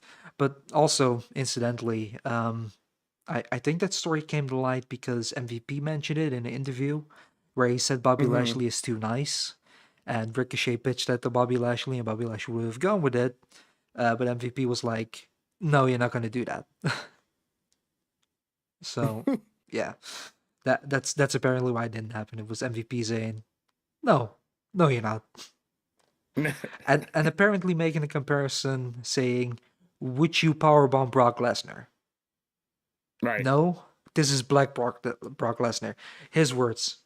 This is this is Black Brock Lesnar, and yeah, It's true. I mean, he's not wrong. Not It's not wrong. wrong. No. Also, funny thing regarding Judgment Day. Um, the first time John Cena lost the U.S. champion, the first time John Cena lost the WWE champion, and the first time John Cena lost the Intercontinental champion have been against members of Judgment Day. Oh, fucking hell. That's funny. Yeah. John Cena lost the US title to Carlito. He lost his first WWE title to Edge, and he lost the Intercontinental champion to Dominic Mysterio. Oh, that's fucking hilarious. Yep. That's funny as hell. I love it. Just a fun coincidence, but yeah. Yeah, no, that's hilarious. That's hilarious. But yeah, to bring it back to Roxanne Perez, she's gonna build a tremendous resume. That's just in the cards for her. Maybe another tag title run with Raquel. Maybe an Intercontinental title run further down the line. She's gonna become world champion, and it's more of a matter of when, and not if. And again, 24 years old she is. If she gets a world champion within the next 6 years, she still wouldn't crack 30. So yeah, that's just the way it is. She's gonna have a tremendous career. Yeah, no, it's a fun one. Yeah. Even younger than Roxanne Perez. Didn't think she was, but it's Tia Hill. She's 22. Yeah, she's fun. I like her. I love the fact that they paired her off with Joe Hendry. Making sure he didn't show up and appear, but I think that's great, and I want to see more of that. I can't wait. Yeah. Apparently, she has a new team, where it just says, Is it say her name and she appears? Yeah, it just starts with I believe in Tia Hill. Amazing. Oh, nice. Yeah, amazing. I love it. That's just great. Like I mentioned before, with Stax Lorenzo, I think Tia Hill and Joe Hendry are probably going to become the next AAA mixed tag champs, as the belts are going to stay around NXT for a while. So yeah, she's been doing tremendously. Like her entire shtick with Chase U, the hyperly active act that she's doing. Yeah, she just knocks that out the park. And if she can keeps going and stay interesting, because it makes her interesting, she's gonna do fine. And perhaps the current gimmick isn't world champion gimmick, but it is what's getting her over. And if she can get over and she can change her gimmick down the line or tweak it a little bit, then she can become world champion. Yeah, she could be. Again, she has 8 years before she cracks 30. So wow. Yeah, that's just the way it is. These youngins, man. Yeah. Oh, it's B20 again. Holy shit. My knees wouldn't feel like shit. My back wouldn't either. Oy. Well, someone who has to be careful of his knees and back not getting too banged up with all the bouncing around would be Javon Evans. Why did I say Javon Evans. Are you thinking a little bit of Elton John, Levon? Yeah, maybe it's the fact that this is probably the longest off scripts and it's 4 a.m. and I should probably head to bed in a bit. I was wondering when you were gonna cut it off, man. Is this the last one though? It's the last one, yes. It is okay. Well, 21 we might years as well old, just... Javon Evans. 21 years. Wow. Yeah. Wow. Everybody's been really high on him as of late, and he's definitely a guy that he'll go. I mean, meaning he can go in the ring, and he's a lot of fun to watch, and he's got a lot of high praise from the vets, man. Yeah, Like even Strickland on his last episode with Chris Van Vliet said, "Yeah, of course Javon Evans is better, but he's supposed to be. He's the next generation." Right. Yeah. Um, which a very humble thing to say because let's face it, Swerve is a better wrestler right now. But again, Javon is only 21. Um, I, I think he's been a little bit stupid. Perhaps a tad bit of young arrogance with a couple of remarks he made last year. Even though I'm not even that big of a fan of Ricochet and his ego that he has at times online. A couple of things Yvonne Evans mentioned towards him weren't called for. Yeah. But yeah, let's just brush that off as him being a very stupid young teenager because that's what he still was. Yeah. Yeah. But yeah, one of the Yeah, things. sometimes you got that, Go ahead. you get that mentality of I think I know everything in pro wrestling, and you don't. So sometimes Yeah, that happens. like even one of the things he mentioned. Oh yeah, I'm here training with Shawn Michaels. Is what he said to Ricochet, and I just think, Javon, I know you're young, but you were alive when Ricochet was in NXT, also training with Shawn Michaels. What what are you on about? Right, right. Yeah. But yeah, again, young stupidity. One of the things that I really didn't like about Javon Evans is just how mumbling he sounded during promos. He's improved on that a lot over the last couple of months, so props on that. And the one thing you would just have to say when it comes to Javon is stay safe. Because some of the Yeah. ways you dive and bounce is very prone to injury. And he hasn't S- got an injury yet, but if Slow he's down. yeah, if he's gonna continue the next 5 years like that, I'd be very surprised if he'd be injury free. Um, but yeah, that's perhaps, and that's gonna sound more awful than I mean it. Perhaps if he does get injured at some point, he's gonna learn. Um, Yeah. again, Well, well, look, he's look 21. Let's hope it's nothing severe at least when that well, happens. look at Cody Rhodes. Thought he was impenetrable, and then he tore his shit. Yeah, So yeah, yeah. you got to be humble, and you can't, you're not invincible, man. Things happen. You know. He's Yeah. Absolutely. he's 21. He's gonna think he's invincible. He's not, and I hope someone is gonna get it through a skull. Just be like, dude, you're doing really well. You're catching a lot of attention, but you're gonna lose all Right. that attention if you're benched at home because of a Right. broken Right. shoulder. Um, Right. Yeah. so yeah, that's the one thing. Like you said, slow down. Now, we went through the entire list, and I did promise I was gonna make Hmm. this joke, so I'm gonna make it. Okay. Good. So I didn't check his age, but he looks the part. Let's talk about R-Truth because I think he's 18. That man is 53. Yep. Because I happened to check the other day because I was like, wait, how old is he? Um, Yeah. that man does not age, and Just, and he is a national just treasure. wanted to make sure I made that joke. We're not going to talk about R-Truth, not because I don't want to, but he's well over 30. He's almost double that. Also, I really want to get to sleep. Yes, you did have an announcement, didn't you? And then we'll wrap Yes. things up. Yes, I'll have a Eh, couple of things to mention. Obviously, tomorrow we have Women of Wrestling. We already saw yes. Chim and Jocelyn in the chat, so be sure to check that out at 7 p.m. EST. Do not miss that.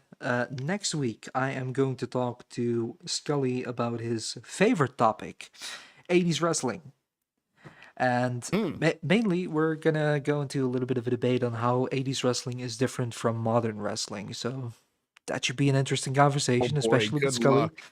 I'm gonna No, fight for modern. if you need some backup, just Uh, message me. I'll I g- jump in. I got this. I got this.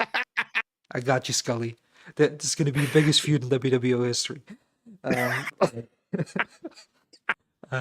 But yeah, we're gonna talk about the difference of 80s and modern wrestling. Should be fun. Oh, good. This should be a lot of Yeah, fun. should be. There are definitely things I'm gonna side with Scully with. I already know which things that are going to be. Don't even have to talk to Scully about what we're gonna talk about specifically. I know what's gonna happen. Um, I've known him for a couple of years now. But yeah, obviously we're on the road to Winter War, which is coming up next year, January, which is also going to be the debut month of WWO Europe. It's going to become an official thing. It's going to become a brand. It's going to have shows. It's going to have shows once every 2 months, um, hosted by myself. I already know who the co-commentator is. That's going to remain a surprise. It's going to be funny. Still looking for a couple of people to join. Got, you know, a month to make that happen. In the meantime, you can expect the very first show on the very first Sunday of January, or at least the Sunday after Women of Wrestling. Oh, So cool. that's something to look forward to. Excellent. Now, Excellent. with it all Well, being I'll tell you mentioned, this. yeah, I appreciate you having me on here. This was a lot of fun bullshitting about all this. absolutely. And boy, this is probably one of the longer podcasts I ever did. Son of a bitch. But no, absolute blast, and glad you had me on. Yeah, yeah. I wonder if Scully and I can fill 3 hours and 15 minutes next week. I hope not. You don't have to do commentary with him. Oh, fair enough. Fair enough. But yeah, yeah. Scully's like, damn it, I'm even getting my ass kicked on off scripts. Yes, you are a punching bag, Scully. You're easy to. Okay. Yeah. Yeah. I had a bit of a conversation with a friend who lives in Sweden. I cannot go into this. I will tell you later, Jeremy, Okay. at a different day. But yeah, it's a fun little bit. Anyway, for anyone watching this, thank you. If you are watching the VOD on Twitch, what are you doing? It's for live viewing, but thanks anyway. If you're watching this on YouTube, far more logical, be sure to like and subscribe. And until tomorrow with Women of Wrestling. Thank you for tuning in. Goodbye.